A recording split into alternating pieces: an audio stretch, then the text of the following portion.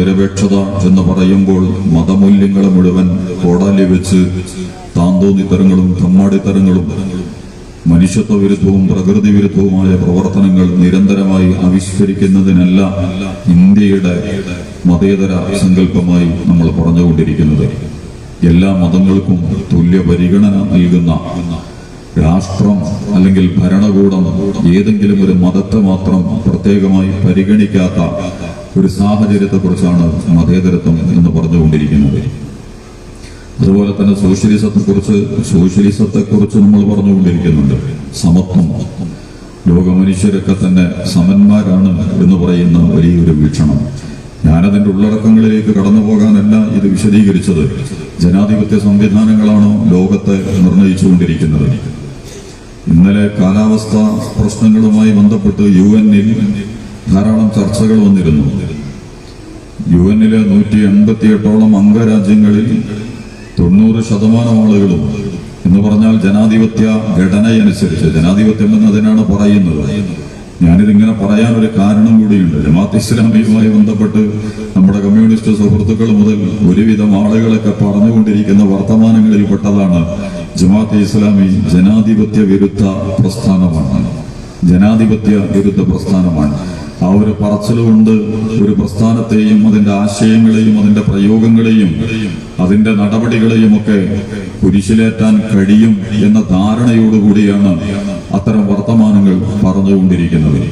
ജനാധിപത്യം എന്ന് പറയുമ്പോൾ എന്താണ് അവരുദ്ദേശിക്കുന്നത്, നമ്മൾ ഉദ്ദേശിക്കുന്നത് പൊതുവെ മനസ്സിലാക്കപ്പെടുന്നത്? ഇത് വളരെ പ്രധാനപ്പെട്ട ഒരു ചർച്ചയാണ്. ജനങ്ങളുടെ ആധിപത്യം എന്നാണ് പറയുക. ഏത് ജനങ്ങളുടെ ആധിപത്യം? ഇന്ത്യയിൽ ഇന്ന് ഏത് ജനങ്ങളുടെ ആധിപത്യമാണ് നിലനിൽക്കുന്നത്? ഇന്ത്യ ജനാധിപത്യ രാജ്യമാണ്. ലോകത്തിലെ ഏറ്റവും വലിയ ജനാധിപത്യ രാജ്യമാണ് ഇന്ത്യ. ഇന്ത്യയിൽ ഇന്ന് ഏത് ജനാധിപത്യ വ്യവസ്ഥയാണ് നിലനിൽക്കുന്നത്? ഈ വ്യവസ്ഥയെ ശരിയാണ് എന്ന് പറയാൻ കമ്മ്യൂണിസ്റ്റുകാർക്ക് കഴിയുമോ? ജനാധിപത്യത്തിന്റെ തണലിലും അതിന്റെ ഒളിവിലും നിന്നുകൊണ്ടാണ് സംഘപരിവാർ എന്ന് പറയുന്ന ലോകത്തിലെ തന്നെ അപകടകരമായ മിലിറ്റൻസി ഗ്രൂപ്പ്, ഭീകര സംഘങ്ങളിലൊന്നും ഇന്ത്യയുടെ അധികാര സ്ഥാനങ്ങളിൽ എത്തിയിട്ടുള്ളത്. ജനാധിപത്യം ഇനി ഇന്ത്യയിലെ 99 ആളും 100 ആളും RSS ശരി എന്ന് പറഞ്ഞാൽ അംഗീകരിച്ചു കൊടുക്കാൻ പറ്റുമോ നമുക്ക്? കാരണം RSS ശരിയല്ല. അതിന്റെ DNA പരിശോധിച്ചാൽ അത് വളരെ കൃത്യമാണ്. അതുകൊണ്ട് ജനങ്ങൾ മുഴുവൻ പറഞ്ഞാൽ പോലും, ജനാധിപത്യം എന്ന് നമ്മൾ അതിനാണല്ലോ പറയുക, ജനങ്ങൾ മുഴുവൻ പറഞ്ഞാൽ അത് ശരിയാണ് എന്ന് നമ്മൾ അംഗീകരിച്ചു കൊടുക്കുമോ? ഒരിക്കലും നമ്മൾക്ക് അംഗീകരിച്ചു കൊടുക്കാൻ സാധ്യമല്ല. കാരണം അത് ഗോഡ്സെയുടെ പ്രസ്ഥാനമാണ്, ഗോൾവാൾക്കറുടെ പ്രസ്താവനമാണ്, ഹെഡ്ഗവേറുടെ പ്രസ്ഥാനമാണ്. ഇന്ന് രാജ്യം അഭിമുഖീകരിക്കുന്ന അത്യന്തം അപകടകരമായ ധാരാളം പ്രതിസന്ധികൾക്ക് വിത്തിട്ടതും അതിനെ വളർത്തിയതും അതിനെ പടർത്തിയതും അതിനെ സംരക്ഷിക്കുന്നതും അത്തരം പാതാളങ്ങളിലേക്ക്, നരകക്കുഴികളിലേക്ക് ഇന്ത്യൻ സമൂഹത്തെ നയിച്ചുകൊണ്ടിരിക്കുന്നതും RSS ആണ് എന്ന കാര്യത്തിൽ നമുക്കാരും സംശയമില്ല. ഇനി ലോകത്തുള്ള എല്ലാവരും RSS ശരിയാണ് എന്ന് പറഞ്ഞാൽ പോലും നമുക്കത് അംഗീകരിച്ചു കൊടുക്കാൻ കഴിയില്ല. കാരണം അത് ശരിയല്ല. ഞാൻ പറയുന്നത് ജനാധിപത്യവുമായി ബന്ധപ്പെട്ട ഒരു ചർച്ചയിൽ ഇസ്ലാമിക പ്രസ്ഥാനത്തെ ജമാഅത്തെ ഇസ്ലാമി അടക്കം ഇവര് കൊണ്ടുവന്ന് വെക്കാറുണ്ട്. ജനാധിപത്യ വിരുദ്ധ പ്രസ്ഥാനമാണ് ജമാഅത്തെ ഇസ്ലാമി. ഞാൻ ലളിതമായിട്ട് ഒന്നും കൂടി പറയും. ഇപ്പോ എല്ലാരും കൂടി പറയാണ് കമ്മ്യൂണിസ്റ്റുകാർ ശരിയല്ല എന്നാ കമ്മ്യൂണിസ്റ്റുകാർ അംഗീകരിക്കും? യഥാർത്ഥത്തിൽ കമ്മ്യൂണിസത്തെ ഉൾക്കൊള്ളുന്ന, കമ്മ്യൂണിസം അനുസരിച്ച് ജീവിക്കാൻ തീരുമാനിച്ച ഒരാള് അവർ പറയുന്നത് അവർ ജനാധിപത്യവാദികളാണെന്ന്. ജമാഅത്തെ ഇസ്ലാമിക്ക് ജനാധിപത്യമില്ല. അപ്പൊ എല്ലാരും കൂടിയിട്ട് പറയാണ് കമ്മ്യൂണിസം തെറ്റാണ് എന്ന് പറഞ്ഞാൽ അത് അംഗീകരിച്ചു കൊടുക്കുമോ? അംഗീകരിച്ചു കൊടുക്കാൻ കഴിയില്ലല്ലോ. മറ്റുള്ളവരുടെ വിവരക്കേടോ അവരുടെ തെറ്റിദ്ധാരണകളോ മുൻധാരണകളോ അല്ലെങ്കിൽ അവരുടെ മറ്റു തല താല്പര്യങ്ങൾ മൂലമോ അവർ കമ്മ്യൂണിസ്റ്റ് പ്രസ്ഥാനം തെറ്റാണ് എന്ന് പറയുന്നു. ലോകത്തുള്ള എല്ലാവരും അത് പറഞ്ഞാലും ഒരു കമ്മ്യൂണിസ്റ്റുകാരൻ അംഗീകരിച്ചു കൊടുക്കാൻ കഴിയില്ല. അവിടെ ജനാധിപത്യം ഒന്നും ഉണ്ടാവില്ല. ജനാധിപത്യ മാനദണ്ഡങ്ങൾ അനുസരിച്ച് ഞാനത് അംഗീകരിച്ചിരിക്കുന്നു എന്ന് നമ്മൾ പറയില്ല. ഞാൻ ഇതുകൂടി ഇടയിൽ സൂചിപ്പിച്ചത് ജനാധിപത്യവും സെക്യുലറിസവും സോഷ്യലിസവും ഒക്കെ വളരെ മനോഹരമായി അവതരിപ്പിക്കാൻ ലോകത്തുള്ള ഭൗതിക രാഷ്ട്രീയ പ്രസ്ഥാനങ്ങൾ ശ്രദ്ധിച്ചിട്ടുണ്ട്. പക്ഷെ എവിടെയാണ് ലോകത്ത് അതുള്ളത്? ഞാൻ ഇത്രയും നിങ്ങളോട് സൂചിപ്പിച്ചത് യഥാർത്ഥത്തിൽ ജനാധിപത്യവും സെക്യുലറിസവും സോഷ്യലിസവും ഒന്നുമല്ല ലോകം നിയന്ത്രിക്കുന്നത്. ഹൈന്ദവതയും ഇസ്ലാമും ക്രൈസ്തവതയും ഒന്നുമല്ല ലോകത്ത് നിയന്ത്രിക്കുന്നത്. ക്യാപിറ്റലിസമാണ്, മുതലാളിത്തമാണ്. വേണമെങ്കിൽ അതിനെ എക്കണോമിക്കൽ ടെററിസം എന്നോ എന്താണ് ഫിനാൻഷ്യൽ ഫാസിസം എന്നോ എന്നൊക്കെ നിങ്ങൾക്ക് പ്രയോഗിക്കാൻ പറ്റുമെങ്കിൽ വ്യക്തികളെയും സംഘങ്ങളെയും രാഷ്ട്രങ്ങളെയും ഒക്കെ അപ്രസക്തമാക്കുന്ന രീതിയിൽ ലോകഘടന നിയന്ത്രിച്ചുകൊണ്ടിരിക്കുന്നത്.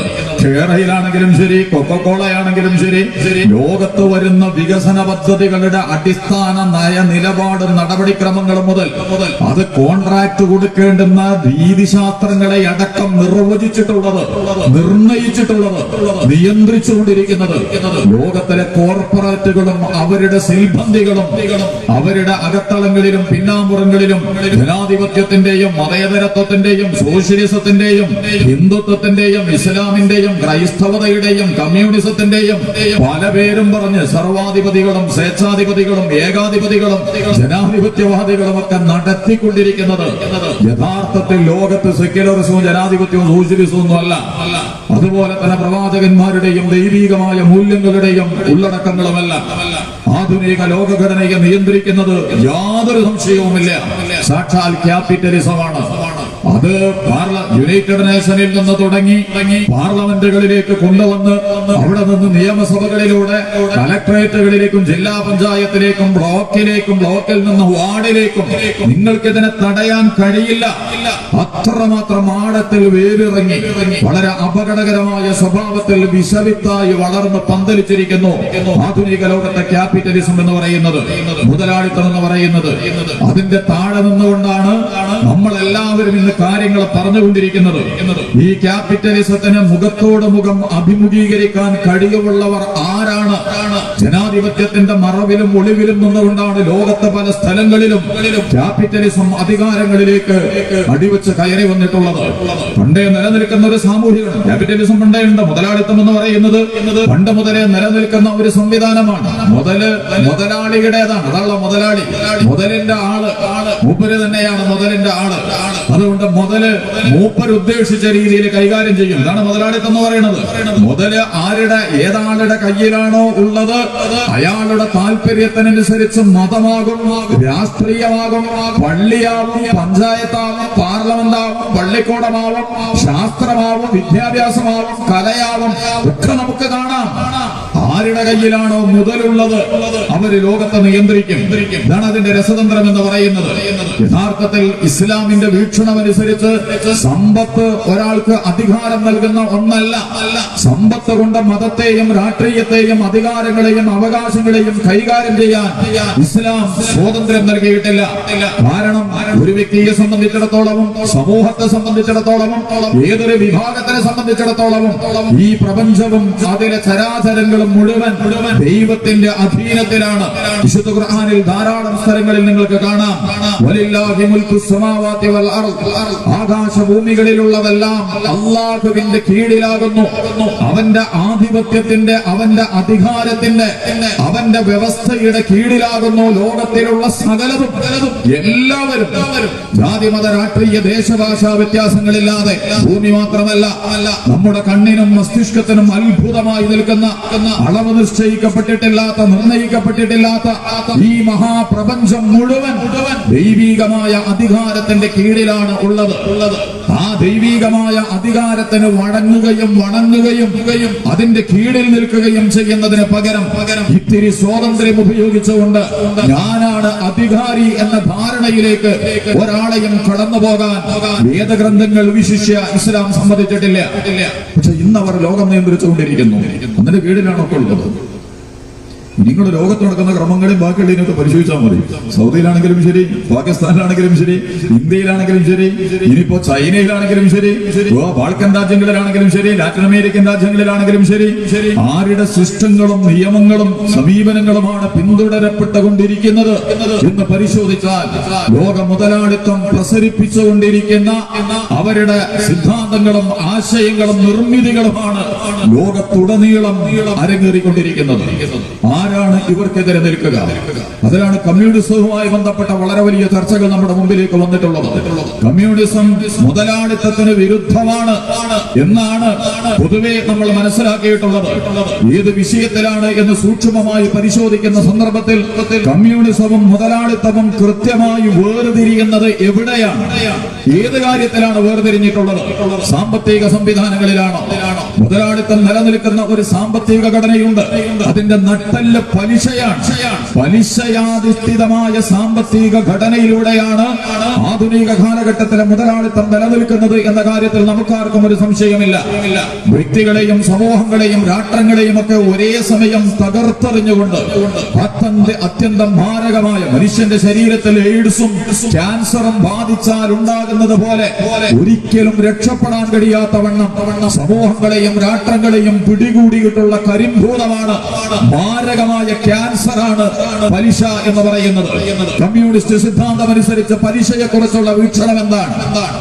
പലിശയെക്കുറിച്ചുള്ള വീക്ഷണം എന്താണ്? പലിശ ശരിയാണോ തെറ്റാണോ? കമ്മ്യൂണിസ്റ്റ് സിദ്ധാന്തത്തിൽ പലിശ തെറ്റല്ല.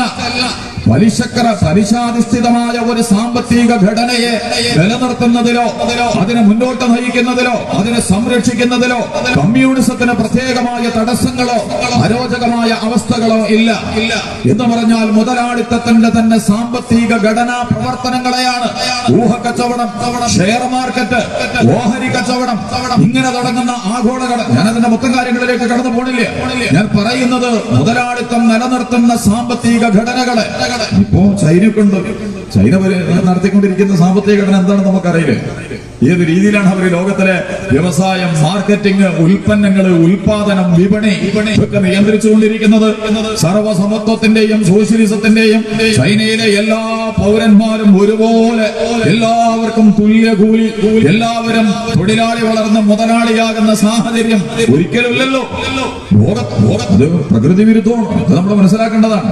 ഇസ്ലാമിനെ സംബന്ധിച്ചിടത്തോളം ഒരാള് പണക്കാരനാകുന്നതിന് ഇസ്ലാം കൈകാര്യം ചെയ്തിട്ടില്ല, നമുക്കൊക്കെ അറിയാവുന്നതുപോലെ. പക്ഷെ പണം എങ്ങനെ കൈകാര്യം ചെയ്യണം എന്നിടത്ത് വ്യക്തിനിഷ്ഠമായി, പാർട്ടിയാധിഷ്ഠിതമായി, സംഘടനാധിഷ്ഠിതമായി തീരുമാനങ്ങൾ എടുക്കുന്നതിന് പകരം അവന്റെ പണം എങ്ങനെ ഉപയോഗിക്കണമെന്നും അതെങ്ങനെ സമ്പാദിക്കണമെന്നും അതെങ്ങനെ ചെലവഴിക്കണമെന്നും അതെങ്ങനെ സംരക്ഷിക്കണമെന്നും പറയുന്നത് ദൈവമാണ്, അല്ലാഹുവാണ്. നിന്റെ സമ്പത്ത് നിന്റേതല്ല, നിനക്കുള്ളതല്ല. അതുകൊണ്ട് നിന്റെ സമ്പത്തിന്റെ വിനിമയ നടപടിക്രമങ്ങൾ, ചെലവഴിക്കലും കരസ്ഥമാക്കലും സംരക്ഷിക്കലും നിക്ഷേപിക്കലും ഒഴുക്കലും എല്ലാം ദൈവികമായ ഘടന പാലിച്ചുകൊണ്ടായിരിക്കണം. വിശുദ്ധ ഖുർആനുമായി ബന്ധപ്പെട്ട് ധാരാളം ചർച്ചകൾ നടക്കാറുണ്ട്. എല്ലാവരും പറഞ്ഞുകൊണ്ടിരിക്കുന്ന പ്രശസ്തമായ വർത്തമാനങ്ങളിൽ ഒന്നാണല്ലോ മതം വേറെയാണ്, രാഷ്ട്രീയം വേറെയാണ്. ജമാഅത്തെ ഇസ്ലാമിയുമായി ബന്ധപ്പെട്ട് ഉയർത്തുന്ന ഏറ്റവും വലിയ വിമർശനങ്ങളിൽ ഒന്നതാ മതത്തെയും രാഷ്ട്രീയത്തെയും കൂട്ടിക്കുടച്ചുകൊണ്ടിരിക്കുന്നവരാണ് ജമാഅത്തെ ഇസ്ലാമി. മതം വേറെയാണ്, രാഷ്ട്രീയം വേറെയാണ് എന്നാണ് പറയാറുള്ളത്. എന്നിട്ട് പിന്നെ അവരുടെ സ്വപ്ന ലോകത്ത് നിന്ന് ഒരു വർത്തമാനം കൂടി അവർ പറയും, മതരാഷ്ട്രവാദമാണ് ജമാഅത്തെ ഇസ്ലാമി പറഞ്ഞുകൊണ്ടിരിക്കുന്നത്. കമ്മ്യൂണിസ്റ്റ് സാഹിത്യങ്ങളിലൂടെയൊക്കെ ചിന്തയൊക്കെ പുസ്തകം പ്രസിദ്ധീകരിച്ചിട്ടുണ്ടെന്നാണ് തോന്നുന്നത്. ജമാഅത്തെ ഇസ്ലാമി മതരാഷ്ട്രവാദ പ്രസ്ഥാനമാണെന്ന്. ഒരു പ്രസ്ഥാനം, ഞാൻ ആരാണെന്ന് ഞാനല്ല പറയേണ്ടത്. ഞാൻ സലീമാണെന്ന് പറയുമ്പോൾ നിങ്ങൾ പറയാണ് സലീമല്ല, നീ എന്താണ് ഖാലിദാണ്, നീ ഖാലിദാണ്. ഞാൻ സലീമാണ്, എന്റെ ജനന സർട്ടിഫിക്കറ്റും എന്റെ എല്ലാ സർട്ടിഫിക്കറ്റിലും എന്റെ പേര് സലീം എന്നാണ് രേഖപ്പെടുത്തിയിട്ടുള്ളത്. അതിന് പകരം പുറത്തിരുന്നിട്ട് നിങ്ങൾ പറയാ നീ സലീമല്ല. ബർത്ത് സർട്ടിഫിക്കറ്റ് നോക്കാൻ ഒരാളല്ല, നമ്മുടെ വിദ്യാഭ്യാസ സർട്ടിഫിക്കറ്റ് നോക്കാൻ ഒരാളല്ല, നമ്മുടെ മറ്റൊരു സർട്ടിഫിക്കറ്റ് പരിശോധിക്കാൻ ഒരാളല്ല. എന്നിട്ട് അവരങ്ങിട്ട് പ്രഖ്യാപിക്കുക ഇത് സലീമല്ല, ഇത് ഖാലിദാണ്, അല്ലെങ്കിൽ സുലൈമാനാണ്, അല്ലെങ്കിൽ യൂസുഫാണ്, അല്ലെങ്കിൽ വേറെ എന്തെങ്കിലും ഒരു പേരിട്ടിട്ട് പറയുക എന്നതുപോലെ ജമാഅത്തെ ഇസ്ലാമിയെ കുറിച്ച് പറയേണ്ടത് ആരാ? ജമാഅത്തെ ഇസ്ലാമിയാണ് പറയേണ്ടത്. ജമാഅത്തെ ഇസ്ലാമി എവിടെയെങ്കിലും മതരാഷ്ട്രവാദമാണ് ജമാഅത്തെ ഇസ്ലാമി ഉദ്ദേശിക്കുന്നത്. അതിന്റെ സാഹിത്യങ്ങളിൽ, അതിന്റെ പ്രഭാഷണങ്ങളിൽ, അവരുടെ പ്രവർത്തനങ്ങളിൽ ഒരു കേവല മതരാഷ്ട്രമാണ് ഞങ്ങളുടെ ലക്ഷ്യം എന്ന് പ്രഖ്യാപിച്ചുകൊണ്ട് ജമാഅത്തെ ഇസ്ലാമി എവിടെയെങ്കിലും എന്തെങ്കിലും പറഞ്ഞിട്ടുണ്ടോ? കമ്മ്യൂണിസത്തിന്റെ മറവിലും ഒളിവിലും നിന്നിട്ട് പച്ചക്കള്ളം എന്നാണ് നമ്മൾ അതിനെ കുറിച്ച് പറയാ. ഞാനതിനെ മോശപ്പെടുത്തിയിട്ടൊന്നുമല്ല പറയണത്. ആശയ സംവാദത്തിന്റെയും സത്യസന്ധമായ കൈമാറ്റത്തിന്റെയും അപ്പുറം ഒന്നിനെ സ്വന്തം താല്പര്യത്തിന് അധിഷ്ഠിതമായ രീതിയിൽ അടിച്ചമർത്തുക, എന്നിട്ട് അത് അങ്ങനെയാണെന്ന് പ്രഖ്യാപിക്കുക, വിപുലമായ സംവിധാനങ്ങൾ ഉപയോഗിച്ചുകൊണ്ട് അത് പ്രചരിപ്പിക്കുക. ഇത് സുഹൃത്തുക്കൾക്ക് ഇതൊന്നും മനസ്സിലാകാതിരിക്കില്ല. കാരണം കമ്മ്യൂണിസത്തിനെതിരെ ലോകത്ത് ഈ കളിയൊക്കെ നടന്നിട്ടുണ്ട്. മുതലാളിത്തത്തിന്റെ നേതൃത്വത്തിൽ ചാരപ്രവർത്തനങ്ങള്, മീഡിയ പ്രവർത്തനങ്ങള്, കലാസാഹിത്യ പ്രവർത്തനങ്ങള്, അധികാര ദുർവിനിയോഗങ്ങള്, അറസ്റ്റുകള് എല്ലാം നടന്നിട്ടുണ്ട്. ഭീകരതയുടെയും തീവ്രവാദത്തിന്റെയൊക്കെ ആരോപണങ്ങൾ ഒരു കാലഘട്ടത്തിൽ കമ്മ്യൂണിസത്തിന്റെ പുറത്ത് വന്നിട്ടുണ്ട് നന്നായിട്ട്. ഇന്ന് അതേ കമ്മ്യൂണിസ്റ്റ് പ്രസ്ഥാനങ്ങൾ വളരെ കുറച്ചേ ഉള്ളൂ. ഇപ്പൊ കേരളത്തിൽ മാത്രമേ ഉള്ളൂ. ഇന്ത്യയിലും ലോകത്തുടനീളം കമ്മ്യൂണിസം ഇന്ന് പ്രത്യയശാസ്ത്ര പരിസരങ്ങളുള്ള ആശയ ദർശന മത്സരങ്ങളുടെ രംഗവേദികളിൽ ഒരു കഥാപാത്രമല്ല കമ്മ്യൂണിസം. കേരളത്തിൽ പോലും ഈ തെരഞ്ഞെടുപ്പിൽ അവർ ജയിച്ചില്ല. യഥാർത്ഥത്തിൽ ഇപ്പൊ കേരളത്തിൽ നടക്കുന്ന എല്ലാ ചർച്ചയും ഇലക്ട്രോ പൊളിറ്റിക്സുമായിട്ട് ബന്ധപ്പെട്ടതാ. തെരഞ്ഞെടുപ്പിന് വേണ്ടി അവർ സ്വീകരിച്ച നമ്മുടെ അമിത് ഷാ ഉത്തരേന്ത്യയിൽ പയറ്റിയ കുറെ സൂത്രങ്ങളുണ്ട്. സോഷ്യൽ എഞ്ചിനീയറിംഗ് എന്ന് പറയുന്ന ജാതി മത വർഗ സമുദായങ്ങൾ, നമ്മൾ പറയും ജനാധിപത്യവും മതേതരത്വം ഒന്നും ഇതിൽ പറയണില്ല.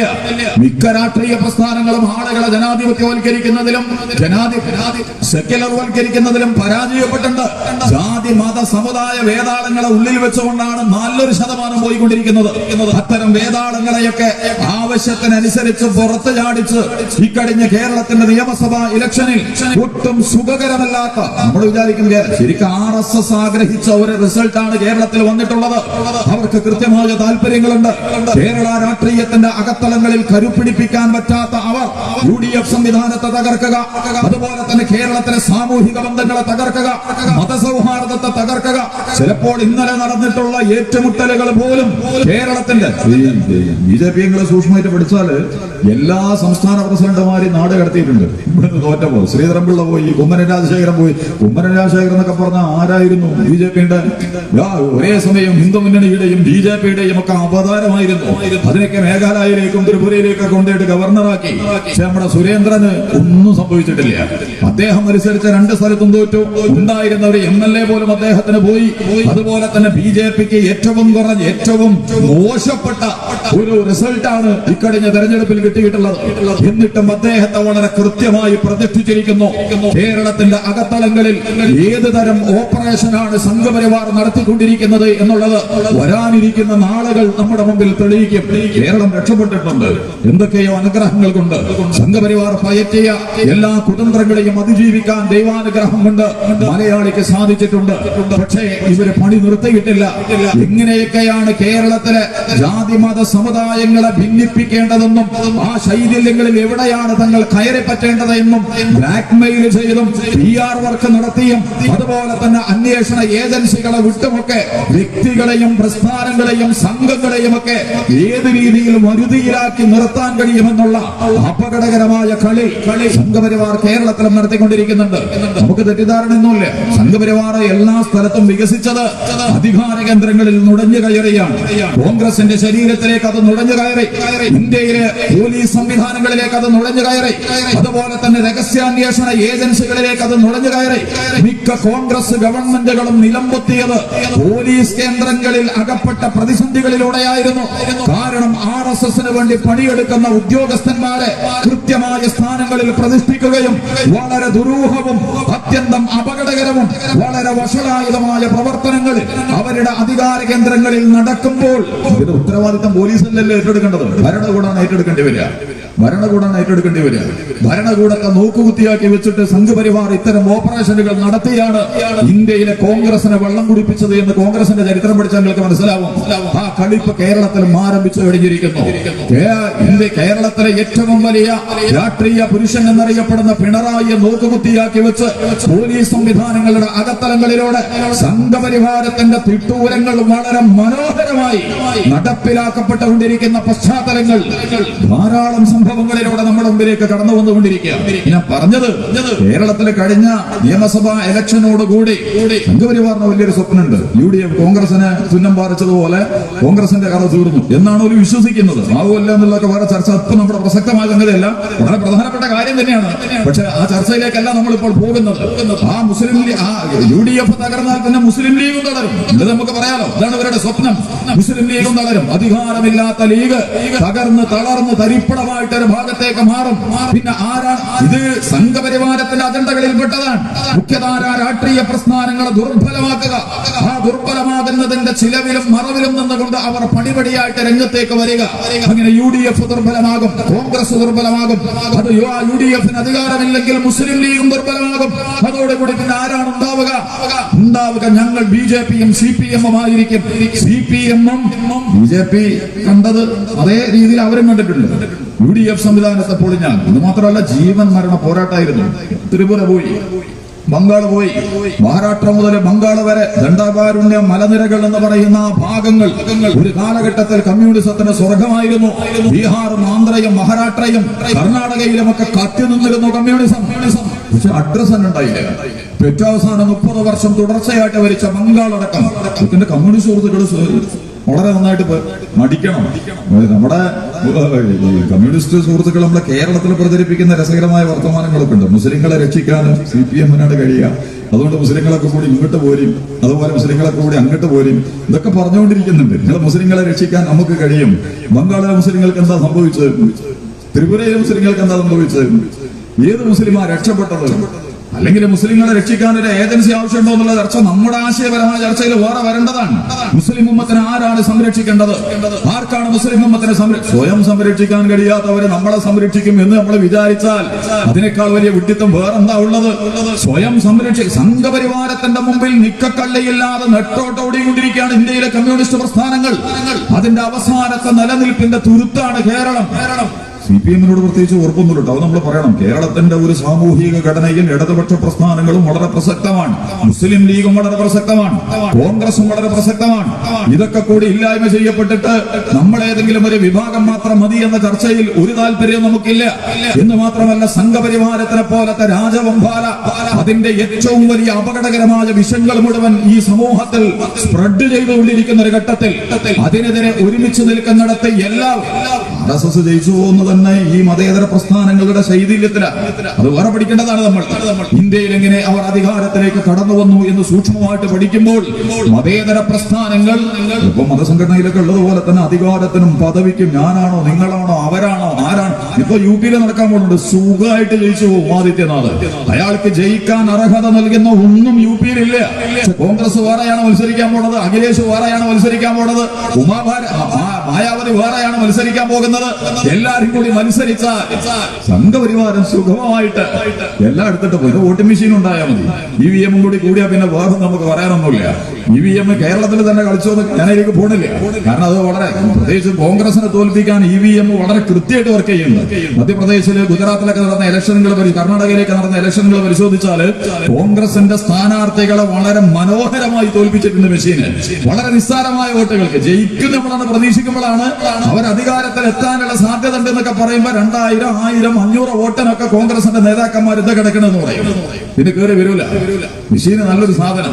ഇനിയിപ്പോ നമ്മുടെ നാട്ടിലും മെഷീന് എല്ലാരും കൂടി ഉദ്ദേശിച്ചാൽ പിന്നെ മെഷീൻ ഇവിടെ വർക്ക് ചെയ്തുകൂടാ ഒന്നും ഉണ്ടാവില്ല. കാരണം ഞാൻ പറഞ്ഞത് യഥാർത്ഥത്തിൽ സംഘപരിവാരത്തെ സംബന്ധിച്ചിടത്തോളം ഈ ഒരു കളിയില് സംഘപരിവാരത്തിന്റെ പീഡകളിൽ നിന്ന് രക്ഷപ്പെടാൻ നിങ്ങൾക്ക് നല്ലത് ഇതാണ് എന്ന് പറഞ്ഞുകൊണ്ടിരിക്കുന്നത്. ആരാണ് രക്ഷപ്പെടുത്തുക? CPM-നെ ആരാ രക്ഷപ്പെടുത്തുക? ഇസ്ലാമിന്റെ ഒരു ദർശനമെങ്കിലും ഉണ്ട്. അതുകൊണ്ട് മുസ്ലിം ലോകം മുന്നോട്ട് പോകും, അതിലൊരു സംശയങ്ങൾ വെക്കേണ്ട കാര്യമില്ല. ഇന്ത്യയിലെ മുസ്ലിമീങ്ങളെ മുഴുവൻ ഉന്മൂലനം ചെയ്തിട്ട് സംഘപരിവാർ ദുഃഖക്കള്ളിയില്ലാത്ത ഒരു ലോകത്തെ ഉണ്ടാക്കിയെടുക്കും. ഇന്ത്യയിൽ ഒരു പേടിക്കും നമുക്കില്ല. കാരണം മുസ്ലിങ്ങൾ പരാജയപ്പെട്ടാലും ഇസ്ലാം അവിടെ എഴുന്നേറ്റ് നിൽക്കും. ഇസ്ലാമിന്റെ ചരിത്രം അങ്ങനെയാണ്. അതുകൊണ്ട് ഇസ്ലാമിന്റെ അതേസമയം ഈ പ്രസ്ഥാനങ്ങളോ എന്താണ് ചെയ്യുക, എങ്ങോട്ടാണ് പോവുക?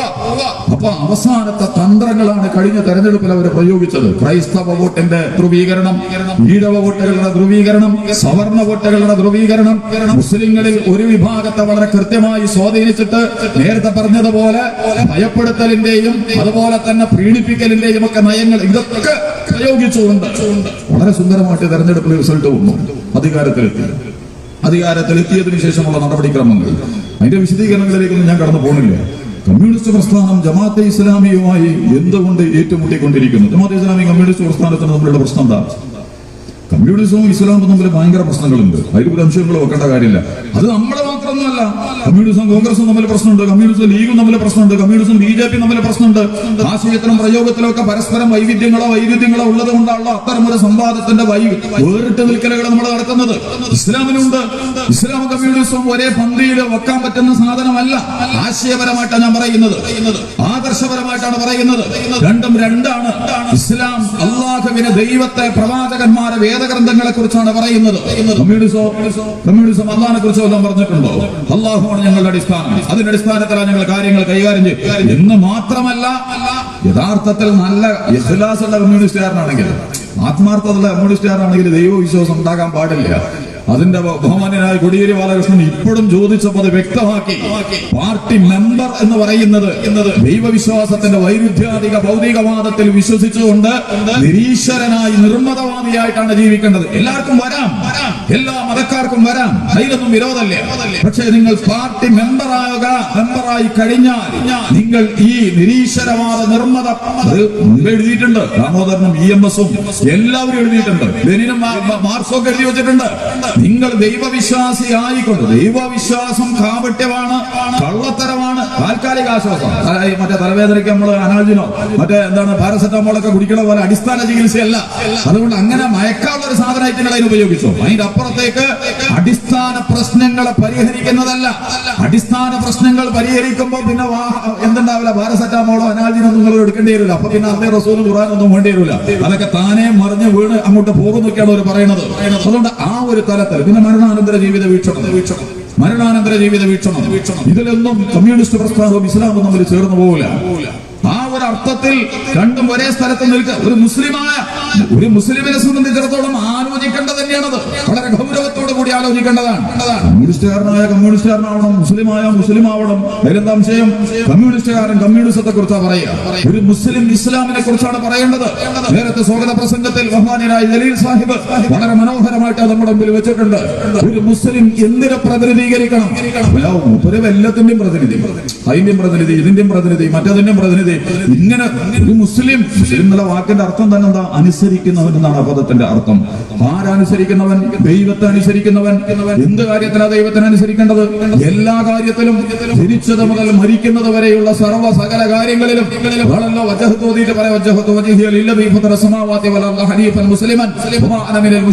നമ്മുടെ തമാശക്ക് പറയുന്നുണ്ട്, എന്റെ മുഖം തിരിച്ചിരിക്കുന്നു, എന്റെ മുഖം തിരിച്ച് ഞാൻ നാളെ മുതൽ എന്റെ കുട്ടീനെ നോക്കാൻ തീരുമാനിച്ചിട്ടുണ്ട് എന്ന് പറഞ്ഞാൽ അതിന്റെ അർത്ഥം എന്താ? കുട്ടീനെ ഇങ്ങനെ നോക്കിയിട്ടിരിക്കുന്ന അതല്ലല്ലോ പറയണത്. നാളെ മുതൽ എന്റെ ബിസിനസ് ശ്രദ്ധിക്കാൻ തീരുമാനിച്ചിട്ടുണ്ട് എന്ന് പറഞ്ഞാൽ എന്താ? നല്ല ശ്രദ്ധയിൽ ഇങ്ങനെ ഇരിക്കുന്ന അതല്ലല്ലോ പറഞ്ഞതിന്റെ അർത്ഥം. ബിസിനസ് കുട്ടീനെ നോക്കുന്ന പറഞ്ഞാൽ കുട്ടിന്റെ എല്ലാ കാര്യങ്ങളും വളരെ കൃത്യമായിട്ട് ഞാൻ കൈകാര്യം ചെയ്യും. എന്റെ ബിസിനസ് ശ്രദ്ധിക്കുന്ന പിന്നെ ബിസിനസിന് വേണ്ടിയിട്ട് ഞാൻ നെട്ടോട്ടോടും. അതിന്റെ കാര്യങ്ങൾ അതിലായിരിക്കും എന്റെ എല്ലാ സംഗതികളും. എന്നതുപോലെ എന്റെ മുഖമിതാ ഞാൻ ദൈവത്തിലേക്ക് തിരിച്ചിരിക്കുന്നു. ഞാൻ മുഖം തിരിച്ചിരിക്കുന്നു എന്ന് പറഞ്ഞാൽ മുഖം മാത്രം ഇങ്ങനെ തിരിച്ചിട്ട് നോക്കിയിരിക്കുന്നതിനെ കുറിച്ചായി പറയുന്നത്. ഞാൻ അങ്ങോട്ട് മുഖം തിരിച്ചു എന്ന് പറഞ്ഞാൽ അതിന്റെ അർത്ഥം എന്താ? ആ കാര്യം ശ്രദ്ധിക്കാനും അത് എന്താണ് എന്നോട് ആവശ്യപ്പെടുന്നത് ആ കാര്യങ്ങൾ നിർവഹിക്കാനും ഞാൻ തീരുമാനിച്ചിരിക്കുന്നു. അതിന്റെ അർത്ഥത്തിലാണ് നമ്മൾ മുഖം തിരിച്ചു എന്ന് പറയാറുള്ളത്. യഥാർത്ഥത്തിൽ എന്ന് പറഞ്ഞുകൊണ്ട് നമ്മൾ പറയുന്നത് എന്റെ ജീവിതം മുഴുവൻ അള്ളാഹുവിലേക്ക് മുഖം കൊടുത്തുകൊണ്ട് ഞാൻ തിരിച്ചു വെച്ചിരിക്കുന്നു. എന്റെ താഴെ നിന്നിട്ട് പറയുന്നുണ്ട്, എന്റെ ജീവിതവും എന്റെ മരണവും എന്റെ ആരാധനകളും എന്റെ ബലികർമ്മങ്ങളും കഠിനാധ്വാനങ്ങളും ഒക്കെ അള്ളാഹുവെ നിനക്ക് വേണ്ടിയാണ് എന്ന് പറഞ്ഞാൽ എന്റെ അർത്ഥം എന്താ? അള്ളാഹുവിന് വേണ്ടി അല്ലാതെ ഒരു സത്യവിശ്വാസി മറ്റൊരു കർമ്മവും ചെയ്യാൻ പാടില്ല. രണ്ടാമത്തെ അർത്ഥമുണ്ട്, ലാ ഇലാഹ ഇല്ലല്ലാഹ് മുഹമ്മദ് റസൂലുള്ളാഹ് എന്ന് നമ്മൾ പറയുന്നു. അല്ലാഹു അല്ലാതെ ഇലാഹില്ല, മുഹമ്മദ് നബി അല്ലാഹുവിന്റെ റസൂലാകുന്നു. ഈ പറയുന്നതിന്റെ അർത്ഥം എന്താ? ഇലാഹ് എന്നുള്ള പദത്തെ കുറിച്ച് സൂക്ഷ്മമായിട്ട് തന്നെ പഠിക്കേണ്ടതാണ്. അതിന്റെ വിശദാംശങ്ങളിലേക്ക് ഞാനിപ്പോൾ കടന്നു പോണില്ല. ഒരു സത്യവിശ്വാസിയെ സംബന്ധിച്ചിടത്തോളം, കാരണം അല്ലാഹ് ഇലാഹാണ് എന്ന് പറഞ്ഞപ്പോഴാണല്ലോ എല്ലാ കുഴപ്പമുണ്ടായിട്ടുള്ളത്. അല്ലാഹ് ഉണ്ട് എന്ന് പറഞ്ഞുകൊണ്ട് കുഴപ്പമൊന്നും ഉണ്ടായിട്ടില്ല. പ്രവാചകന്മാർ എതിർക്കപ്പെട്ടതും ജയിലിലടക്കപ്പെട്ടതും വധിക്കപ്പെട്ടതും കുരിശിലേറ്റപ്പെട്ടതും അതുപോലെ തന്നെ നാട് കടത്തപ്പെട്ടതും ഒക്കെ അല്ലാഹ് ഉണ്ട് എന്ന് പറഞ്ഞതുകൊണ്ടല്ല. അല്ലാഹു മാത്രമാകുന്നു ഇലാഹ് എന്ന് പറഞ്ഞ സന്ദർഭത്തിലാണ് പ്രശ്നങ്ങൾ ഉണ്ടായിട്ടുള്ളത്. എന്താണ് ഇപ്പൊ ഇതിൽ ഇത്ര മാത്രം വലിയ പ്രശ്നമുള്ളത്? എന്താണ് ഈ ഇലാഹ് അല്ലാഹു ആവുക എന്ന് പറയുന്നതിന്റെ താല്പര്യം? ഇലാഹിന്റെ സ്ഥാനത്ത് പിന്നെ ആരാണ് വരിക? അവിടെ ഒരു പശുവൊന്നും വരൂല. പശു ദൈവമാണെന്ന് ആര് പറയുന്നുണ്ട്? ജയ് ബോൽ ജയ് ഗോമാതാജി മാതാവായ പശു വിജയിക്കട്ടെ എന്ന് നീ വിളിക്കണം. സംഘപരിവാരം നമ്മളെ കൊണ്ട് വിളിപ്പിച്ചുകൊണ്ടിരിക്കുക. പക്ഷെ ഒരു പശു വന്നിട്ട് ഇന്ന് വരെ നമ്മളോട് അങ്ങനെ പറഞ്ഞിട്ടില്ല. ഒരു പശു വന്നിട്ട് നമ്മളോട് ആരോടെങ്കിലും പറഞ്ഞിട്ടുണ്ടോ എനിക്ക് വേണ്ടി നിങ്ങൾ സിന്ദാബാദ് വിളിക്കണമെന്ന്? പശുവല്ല അവിടുത്തെ ഇലാഹ്. ആ പശുവിനെ മുന്നിൽ വെച്ചിട്ട് കളിക്കാൻ തീരുമാനിച്ച പൗരോഹിത്യമുണ്ട്. ആ പൗരോഹിത്യത്തിന്റെ പേരിൽ അണിചേരുന്ന ഒരു രാഷ്ട്രീയ താല്പര്യങ്ങളുണ്ട്. അതിന് സമ്പത്തിറക്കുന്ന കോർപ്പറേറ്റ് വ്യാവസായിക താല്പര്യങ്ങളുണ്ട്. ഈ മുക്കൂട്ട മുന്നണിയാണ് യഥാർത്ഥത്തിൽ ഇലാഹ്. അല്ല, പശുവല്ല ഇലാഹ്. കാരണം പശു വന്നിട്ട് നിങ്ങളെ നിയന്ത്രിക്കണ ഒരു കുന്തിരിടത്തിന്റെ വായുമ്പോ ഞാനും നിങ്ങളും വായേണ്ടിയിരുന്നുള്ളൂ. അതല്ലാത്ത പ്രശ്നത്തിൽ പശു വന്നിട്ട് കമ്മ്യൂണിസ്റ്റ് പാർട്ടിനെ നിയന്ത്രിക്കുക, കോൺഗ്രസിനെ നിയന്ത്രിക്കുക, ബിജെപിനെ നിയന്ത്രിക്കുക, മുസ്ലിങ്ങളെ നിയന്ത്രിക്കുക, ഹിന്ദുക്കളെ നിയന്ത്രിക്കുക. ഒരു പശുവിന് അങ്ങനെ ചെയ്യാം. പശുവിനെ നമ്മളെ നിയന്ത്രിക്കല്ലാതെ. അതേസമയം നിയന്ത്രണത്തിൽ വരുമ്പോൾ നമ്മൾ വരക്കാൻ വേണ്ടിയിരുന്നത് വേറെ ചർച്ചയാണ്. അതെ ഞാൻ പറഞ്ഞത്, പശുവല്ല പ്രശ്നക്കാരൻ. അതേസമയം പശുവിന്റെ പിന്നിൽ അണിനിരക്കുന്ന പൗരോഹിത്യമാണ് ഇലാഹ്. രാഷ്ട്രീയ താല്പര്യങ്ങളാണ് ഇലാഹ്. സാമ്പത്തിക താല്പര്യങ്ങളാണ് ഇലാഹ്. സൈനിക, ശാസ്ത്ര, വിദ്യാഭ്യാസ, പാരിസ്ഥിതിക, കലാ, സാംസ്കാരിക എന്തൊക്കെയുണ്ടോ അതിനെയൊക്കെ ഒളിപ്പിച്ചു വെക്കുന്നവനാണ് ഇലാഹ്. ഞാനിത് ഒരു ഭാഗം മാത്രം പറഞ്ഞ് ബാക്കി നിങ്ങളെ പഠനത്തിന് വിട്ടു. ഈ ഇലാഹ് അല്ലാഹു ആകണം. ഇനി അള്ളാന്റെ സ്ഥാനത്ത് ഇലാഹാകാൻ ആർക്കാ കഴിയുക? മൃഗങ്ങൾക്കും പക്ഷികൾക്കും ഒന്നും കഴിയില്ല. ആകെ മനുഷ്യനെ കഴിയുള്ളൂ. പാർട്ടികൾ, സംഘടനകൾ, മതങ്ങൾ, സമ്പത്തുള്ളവൻ, അധികാരമുള്ളവൻ, പവറുള്ളവൻ, പുരോഹിതൻ, ഇവനെയൊക്കെയാണ് ഇലാഹായിട്ട് വരിക. അല്ലാതെ ഏതെങ്കിലും സൂര്യൻ വന്നിട്ട് ഞാനാണ് ഇലാഹ് നമ്മളോട് പറയില്ല. കാരണം സൂര്യൻ അള്ളാഹുവിന്റെ വ്യവസ്ഥക്ക് കീഴിലാണ് ഉള്ളത്. ചന്ദ്രനൊക്കെ അങ്ങനെ തന്നെയാണ്. കടലും കരയും പർവ്വതങ്ങളും ഒക്കെ അങ്ങനെയാണ്. ജീവജാലങ്ങൾ മുഴുവൻ അങ്ങനെയാണ്. അങ്ങനെ അല്ലാതെ പണിയെടുക്കാൻ ആർക്കാ കഴിയുക? മനുഷ്യന് മാത്രമാണ് കഴിയുക. മനുഷ്യനാണ് എന്ത് പറയാ, ഞാൻ വലിയവനാണെന്ന് പറയും, പാർട്ടി പറയും, മേധാവ് പറയും, ഉദ്യോഗസ്ഥൻ പറയും, പൗരോഹിത്യം പറയും, നേതാക്കന്മാർ, മതപണ്ഡിതന്മാര് പറയും, അതുപോലെ തന്നെ രാഷ്ട്രങ്ങൾ പറയും, സംഘങ്ങൾ പറയും, ജാതികൾ പറയും. നമ്മളാണ് നിങ്ങളെ കൈകാര്യം ചെയ്യുന്നത്. നമ്മൾ പറയുന്നതനുസരിച്ച് നിങ്ങൾ പോകണം. ഇങ്ങനെ അല്ലാഹുവിന്റെ താല്പര്യത്തിന് വിരുദ്ധമായി വ്യക്തികളോടും സമൂഹങ്ങളോടും രാഷ്ട്രങ്ങളോടും ഒക്കെ കൽപ്പനകൾ പുറപ്പെടുവിക്കുന്നവരാണ് ഇലാഹ്. ആ ഇലാഹിൽ നിന്ന് വകവെക്കൂലേ? ഇതാണ് ലാ ഇലാഹ ഇല്ലല്ലാഹ് എന്ന് പറഞ്ഞതിന്റെ അർത്ഥം. അല്ലാതെ ഒരു പശുവും പാമ്പോ അതിനൊക്കെ അള്ളാഹ് സ്വാതന്ത്ര്യം തന്നിട്ടുണ്ട്. നിങ്ങൾ എന്തിനാ വേണമെങ്കിലും ആരാധിച്ചോ എന്ന് പറഞ്ഞിട്ട് അതിന് അള്ളാഹ് കുഴപ്പമൊന്നും പറഞ്ഞിട്ടൊന്നുമില്ല. അന്ധവിശ്വാസമാണ്. കാരണം അത് ദൈവമല്ല. ദൈവമാണെന്ന് വിചാരിച്ചിട്ട് ഇപ്പൊ പശുവിനെ ആരാധിച്ചിട്ട് കാര്യമില്ലല്ലോ. കാരണം ദൈവമല്ല.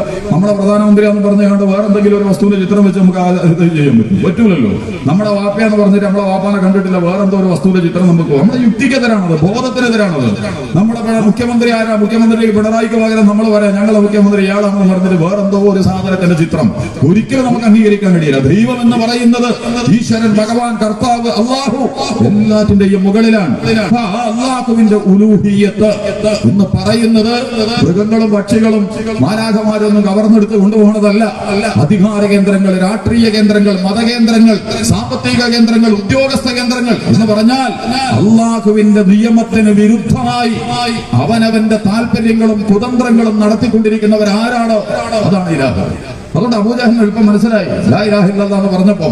അബൂ സുഫിയാൻ മനസ്സിലായി, ഉത്ബക്കും ശൈബക്കും വലീദ് ഇബ്നു മുഗീറക്കും ഉടനെ മനസ്സിലായി, നമ്രൂദിന് മനസ്സിലായി, ഫറോവയ്ക്ക് മനസ്സിലായി, ഹാറൂനും കാമാനും ഒക്കെ മനസ്സിലായി. ഈ പറയുന്ന ഉലൂഹിയ്യത്ത് ഞങ്ങളുടെ അധികാരത്തെ ചോദ്യം ചെയ്യുന്നതാണ്. വഴങ്ങി വണങ്ങി കുമ്പസരിച്ച് നിൽക്കുന്നതിന് പകരം, വിനീത വിധേയന്മാരായിട്ട് മാറുന്നതിന് പകരം ഞങ്ങൾക്കെതിരെ ചോദ്യങ്ങൾ ഉന്നയിക്കുന്ന ഒരു ദർശനമാണ്, ഒരു വ്യവസ്ഥയാണ്, ഒരു ക്രമമാണ് ഇവർ പറഞ്ഞുകൊണ്ടിരിക്കുന്നത്.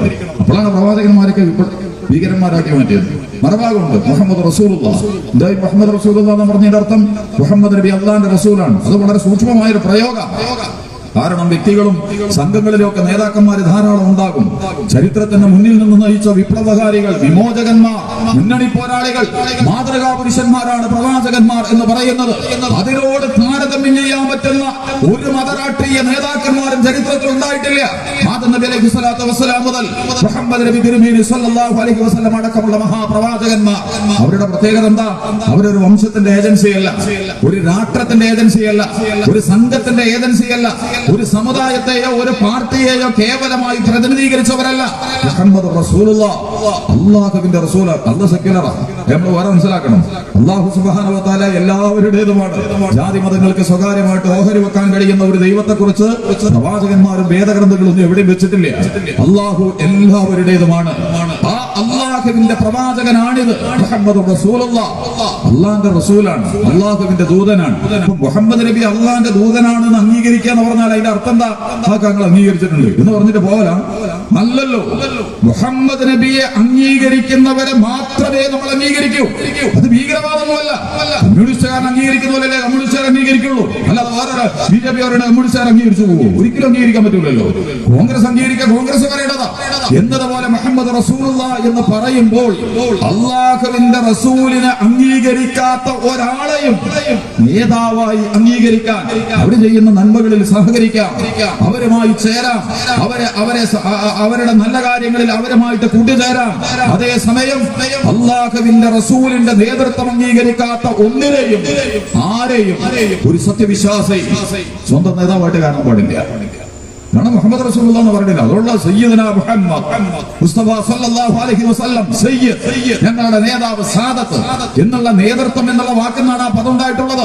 ഞങ്ങളുടെ നേതാവ്. മുഹമ്മദ് നബിനെ അംഗീകരിക്കുന്നവരെ മാത്രമേ ഒരു സത്യവിശ്വാസി സ്വന്തം നേതാവായിട്ട് അംഗീകരിക്കാൻ പാടുള്ളൂ. ലാ ഇലാഹ ഇല്ലല്ലാഹ്. കമ്മ്യൂണിസത്തിന് മുഹമ്മദ് നബി ഉണ്ടോ? മുഹമ്മദ് നബിയെ കുറിച്ചുള്ള അവരുടെ കാഴ്ചപ്പാടെന്താ? അള്ളാഹുവിനെ കുറിച്ചുള്ള കാഴ്ചപ്പാടെന്താ? അത് രണ്ടും കൂടി ചേർന്ന് പോകില്ല. അതാണ് ഞാൻ പറഞ്ഞതിന്റെ അർത്ഥം. ഒന്ന് തനി ഭൗതികമായ സാധനമാണ്. ഭൗതികമായ സാധനം എന്ന് പറഞ്ഞാല് എല്ലാം ഭൗതികമായ കാര്യങ്ങൾ തന്നെ ദുനിയാവില്. അല്ലാതെ ഇപ്പൊ വേറെ കാര്യങ്ങളുള്ളത് ഇപ്പൊ സ്വർഗവും നരകവും ഒക്കെ ഭൗതിക കാര്യങ്ങളായിട്ട് തന്നെ നമ്മളെ മുമ്പിലേക്ക് വരിക. നമ്മൾ ജീവിക്കുന്ന ഇപ്പൊ ദുനിയാവ് എന്ന് പറഞ്ഞാൽ ഏറ്റവും അടുത്തത് ഇപ്പൊ നിൽക്കുന്ന ദുനിയാവ് തന്നെ. ഇനി വേറെ ദുനിയാവുണ്ടാവും. നമ്മൾക്ക് ഏറ്റവും അടുത്ത ലോകത്താണ് ഭൂമിയിൽ നമ്മളിപ്പോ ഇങ്ങനെ ജീവിച്ചുകൊണ്ടിരിക്കുന്നത്. ഇവിടെ നടക്കുന്ന കാര്യങ്ങളൊക്കെ ഭൗതിക കാര്യങ്ങൾ തന്നെയാണ്. അല്ലാതെ എന്ത് കാര്യങ്ങളല്ല. ഈ വേറെ ചർച്ച കൂടിയാലും നമ്മൾ വെക്കുന്നത് നല്ലതാണ്. ഈ ഭൗതിക കാര്യങ്ങള്, മതകാര്യങ്ങള്, രാഷ്ട്രീയ കാര്യങ്ങള്, ഇങ്ങനെ വ്യത്യസ്തമായ കാര്യങ്ങളുണ്ട്. ഈ വിശുദ്ധ ഖുർആനോ തിരുസുന്നത്തൊക്കെ നമ്മൾ പഠിക്കുന്ന സന്ദർഭത്തിൽ നിങ്ങൾ ഖുർആനും സുന്നത്തൊക്കെ ഒന്ന് എടുത്ത് പരിശോധിച്ച് നോക്ക്. ഖുർആനിൽ 6600 ആയത്തുകളുണ്ട്. ഈ ആയത്തുകളിൽ എവിടെയെങ്കിലും ഇത് മതകാര്യമാകുന്നു, ഇത് മതേതര കാര്യമാകുന്നു, ഇത് ഭൗതിക കാര്യമാകുന്നു, ഇത് മതമില്ലാത്ത കാര്യമാകുന്നു, ഇത് മതം ചേർക്കേണ്ട കാര്യമാകുന്നു, അങ്ങനെ വല്ല കാര്യം ഖുർആനിൽ എവിടെയെങ്കിലും നമ്മൾ കണ്ടിട്ടുണ്ടോ? ഖുർആനിലൊന്നുമില്ല അങ്ങനെ. വിശുദ്ധ ഖുർആൻ എന്താ പറഞ്ഞിട്ടുള്ളത്? മനുഷ്യൻ ജനിച്ചത് മുതൽ മരിക്കുന്നത് വരെയുള്ള അവന്റെ ജീവിതവുമായി ബന്ധപ്പെട്ട കാര്യങ്ങൾ മുഴുവൻ സാമ്പത്തികമുണ്ട്. അതുകൊണ്ടാ നേരത്തെ പലിശ ഇസ്ലാം കൈകാര്യം ചെയ്തത്. പള്ളിയിലെ ഇന്നത്തെ കണക്കിനാണെങ്കിൽ അത് പള്ളി പറയാൻ പറ്റൂലല്ലോ. പലിശ സമ്പദ വ്യവസ്ഥ അംഗീകരിച്ച ആളുകൾ നമ്മളോട് പറയണം, ഞങ്ങളെ വ്യവസ്ഥ പലിശയാണ്, അതുകൊണ്ട് പലിശയെക്കെതിരെ നിങ്ങൾ പറയാൻ പാടില്ല എന്ന് പറഞ്ഞാൽ നമ്മളെന്താ ചെയ്യുക? കാരണം അത് മതപരമായ കാര്യമല്ല, എക്കണോമിക്കൽ, ഫിനാൻഷ്യൽ, സാമ്പത്തിക വിഷയങ്ങളുമായി ബന്ധപ്പെട്ടതാ. അത് പള്ളിയിൽ പറയേണ്ട കാര്യമില്ല. നമ്മളെന്താ ചെയ്യുക? ഖുർആനിൽ അതുണ്ട്. അള്ളാഹു ബിസിനസിനെ കുറിച്ചും ഖുർആൻ പറഞ്ഞിരിക്കുന്നു. ആ ബിസിനസ് 10 രൂപയ്ക്ക് കടല വിൽക്കുന്ന ചെറിയ കടല കച്ചവടം മുതല് അന്താരാഷ്ട്ര തലത്തിലെ വമ്പൻ കോർപ്പറേറ്റ് ബിസിനസ് അടക്കം അനുവദനീയമായ രീതിയിൽ ഏറ്റവും ശരിയായ രീതിയിലുള്ള കച്ചവടത്തെ അള്ളാഹു ഹലാലാക്കിയിരിക്കുന്നു. പലിശയെ അള്ളാഹു നിഷിദ്ധമാക്കുകയും ചെയ്തിരിക്കുന്നു. സാമ്പത്തിക രംഗത്താണ് ഹലാലും ഹറാമും വിശുദ്ധ ഖുർആന്റെ നിയമങ്ങൾ.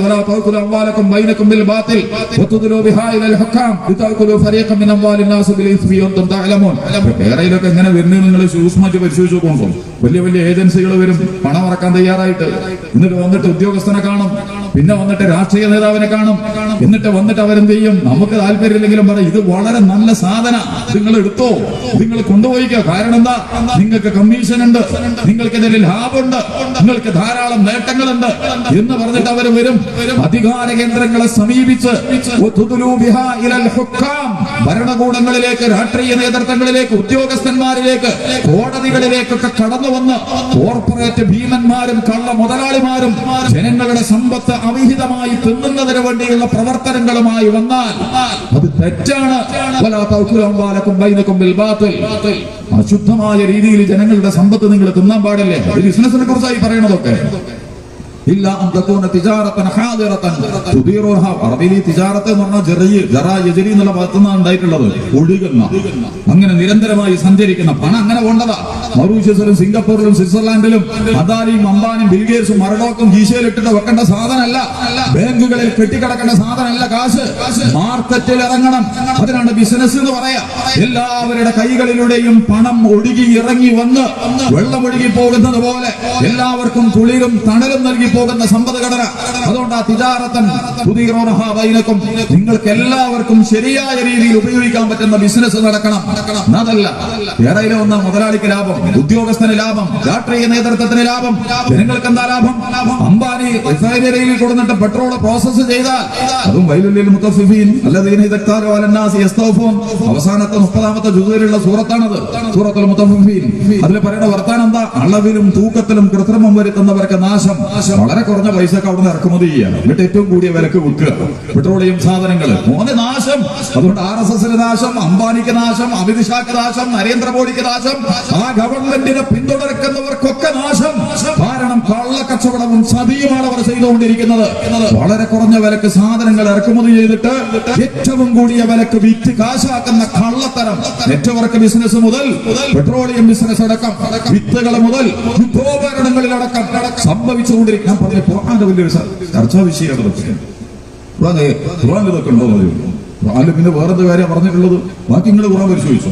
എന്ത് ഖുർആനിൽ ദീന് എന്ന പദപ്രയോഗമുണ്ട്. ദീന് നമ്മൾ വിദ്യയിൽ അവസാനിച്ച് മാലിക് യൗമിദ്ദീനിൽ തുടങ്ങുന്ന ഫാത്തിഹ സൂറത്ത് ഓതുമ്പോൾ അതിൽ പറയുന്നുണ്ടല്ലോ ആദ്യം മാലിക് യൗമിദ്ദീൻ, പ്രപഞ്ചങ്ങളെ പ്രതിഫലം നൽകുന്ന ദിവസത്തിന്റെ ഉടമസ്ഥനായ അള്ളാഹു.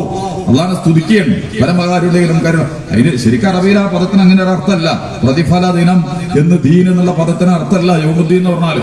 അറബിയിലെ ദാന ദീൻ എന്ന് പറഞ്ഞാൽ കീഴ്പ്പെട്ടു, വഴങ്ങി, ഒന്നിന്റെ താഴെയായി, കീഴയായി.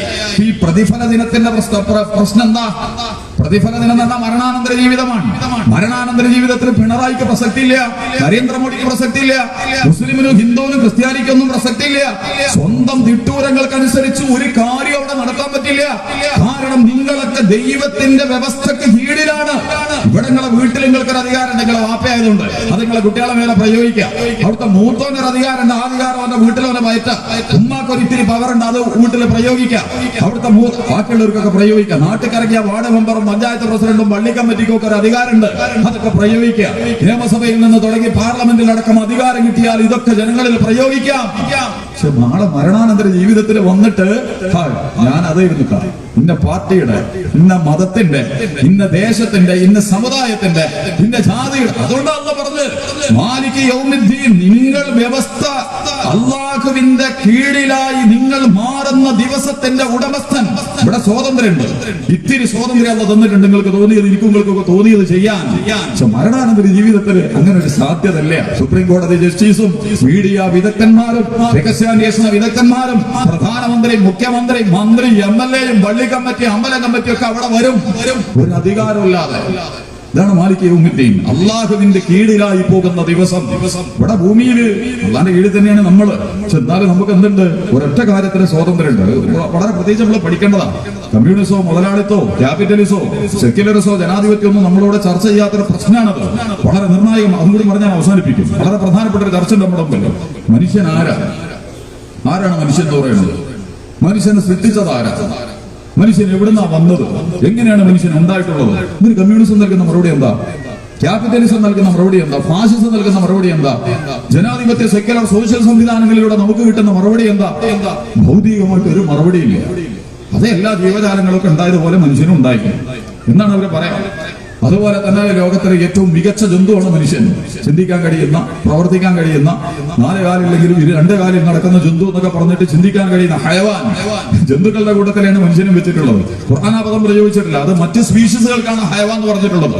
പക്ഷെ മനുഷ്യനെ സംബന്ധിച്ച് ഇൻസാൻ, നാസ്, അതുപോലെ തന്നെ അത്തരം പ്രയോഗങ്ങളാണ് ഖുർആൻ നടത്തിയിട്ടുള്ളത്. മനുഷ്യൻ അത്ഭുതകരമായ സൃഷ്ടിയാണ്. ഈ മനുഷ്യൻ എവിടുന്നാ വന്നത്? ആരാ കൊണ്ടുവന്നത്? എന്താണ് ഇവന്റെ ദൗത്യം? ഇത് ആരാ പറയേണ്ടത്? ഈ ഒരു ചോദ്യത്തിന് മറുപടി നൽകാൻ ഇസ്ലാമിന്, ദൈവിക ദർശനങ്ങൾക്ക് ഇതിന് കൃത്യമായ മറുപടിയുണ്ട്. മനുഷ്യൻ ദൈവത്തിൽ നിന്ന് വന്നവനാണ്, ദൈവത്തിലേക്ക് തിരിച്ചു പോകുന്നവനാണ്. സ്വന്തമേവേ അധികാരങ്ങൾ നൽകപ്പെട്ടവനല്ല ഒരാളും. ഒരാൾക്കൊരു അധികാരമല്ല. എന്റെ ജനനത്തിലും മരണത്തിലും എനിക്ക് അധികാരമില്ലല്ലോ. ഉണ്ടോ? ഞാൻ എപ്പം ജനിക്കണമെന്ന് ഞാൻ തീരുമാനിച്ചൊന്നുമില്ല. എന്റെ ഞാൻ ഏത് വാപ്പാക്കും ഉമ്മാക്കും ഉണ്ടാവണം എന്നുള്ളത് ഞാൻ തീരുമാനിച്ചതല്ല. ഏത് പ്രദേശത്തെ ജനിക്കണമെന്ന് ഞാൻ തീരുമാനിച്ചതല്ല. എന്റെ ഭാഷ എന്താവണമെന്ന് ഞാൻ തീരുമാനിച്ചതല്ല. എന്റെ ദേശം ഏതാവണമെന്ന് ഞാൻ തീരുമാനിച്ചതല്ല. ഒരു സ്പേസും ഇല്ല, ഓപ്ഷനും സെലക്ഷനും ഒന്നും അതിൽ നടന്നിട്ടില്ല. നമ്മളെ സൃഷ്ടിക്കുന്നതിന് മുമ്പ് ഈ സൂറത്തുൽ കഹ്ഫിലുണ്ട്, ആകാശഭൂമികളൊന്നും സൃഷ്ടിക്കാൻ നിങ്ങളോട് ഏതായാലും ദൈവം നമ്പരാൻ സമ്മതം ചോദിച്ചിട്ടില്ല. ആകാശഭൂമികൾ ഉണ്ടാക്കാൻ ഏത് പാർട്ടിയോടാ സമ്മതം ചോദിച്ച്, ഏത് മതക്കാരോടാ സമ്മതം ചോദിച്ച്, ഏത് രാഷ്ട്രീയ നേതാവിന്റെ അനുമതി കിട്ടിയിട്ടാണ് ആകാശഭൂമിയൊക്കെ സൃഷ്ടിക്കപ്പെട്ടിട്ടുള്ളത്? അറ്റ്ലാന്റിക്കും പസഫിക്കും, ഇന്ത്യൻ മഹാസമുദ്രം, അറബിക്കടലും, ബംഗാൾ ഉൾക്കടലും, അതുപോലെ തന്നെ എവറസ്റ്റും, അപ്പുറത്ത് കാണുന്ന ആൽപ്പസും, അതിന്റെ അപ്പുറത്ത് കാണുന്ന സഹാറയും അന്റാർട്ടിക്കയും ഒക്കെ ഭൂമിക്ക് ആവശ്യമാണ്. ഇതൊക്കെ ആരാ സൃഷ്ടിച്ചത്? ആമസോണൊക്കെ ആരാ സൃഷ്ടിച്ചത്? അതൊക്കെ ആരോട് അനുവാദം വാങ്ങിയിട്ടാ ദൈവം തമ്പുരാൻ ചെയ്തത്?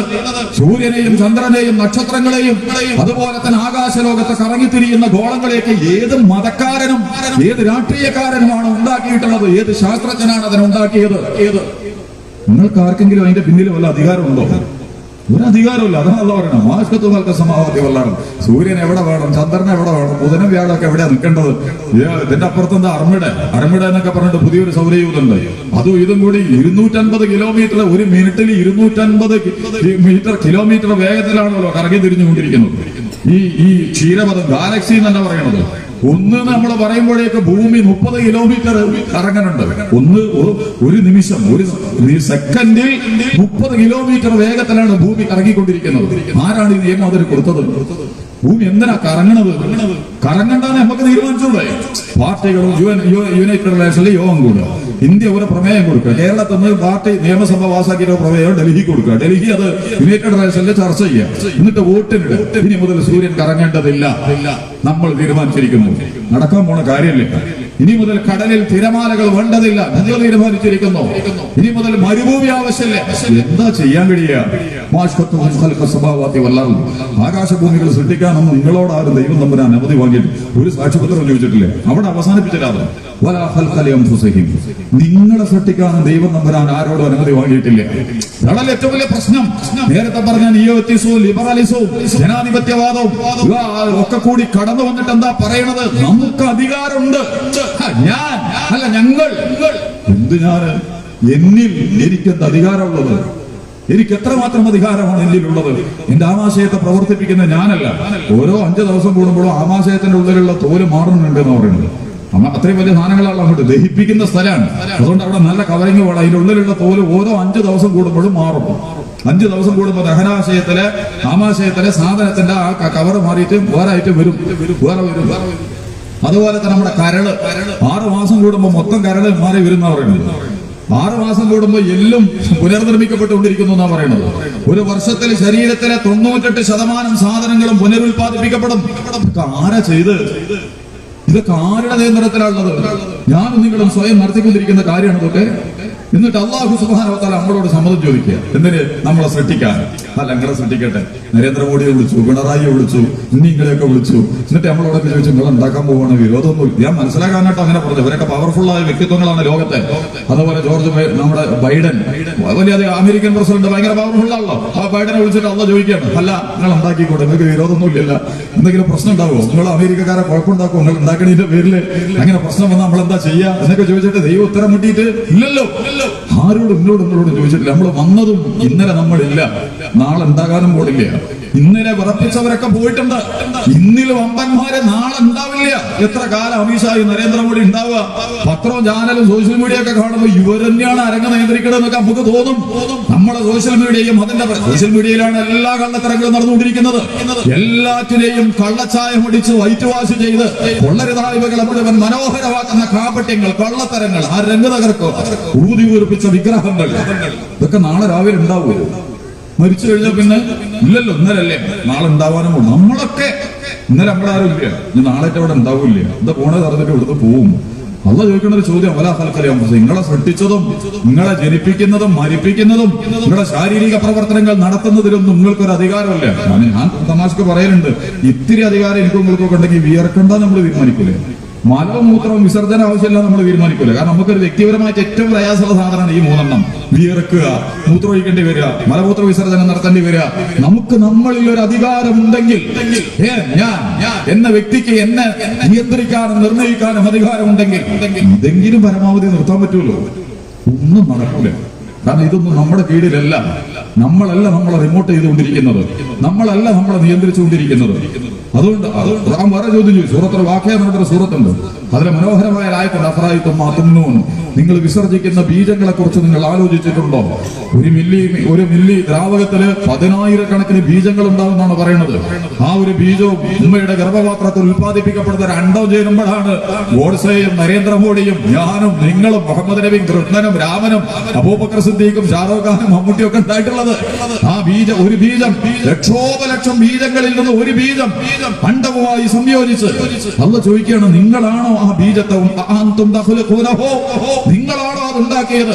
ആ നരേന്ദ്രമോദിയാകാൻ ആവശ്യമായ ആ ബീജത്തെ, അല്ലെങ്കിൽ ടെണ്ടുൽക്കറും വിരാട് കോഹ്ലിയും ഒക്കെ ആയി മാറാൻ പറ്റുന്ന ആ ബീജത്തെ സൃഷ്ടിച്ചത് നിങ്ങളാണോ?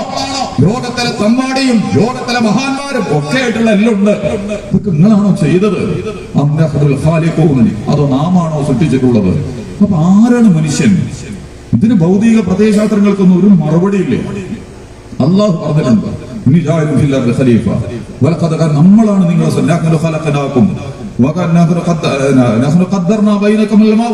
നിങ്ങൾക്കിടയിൽ നമ്മൾ മരണവും വെച്ചിട്ടുണ്ട്. അതും വലിയ സമസ്യ തന്നെയാണ്.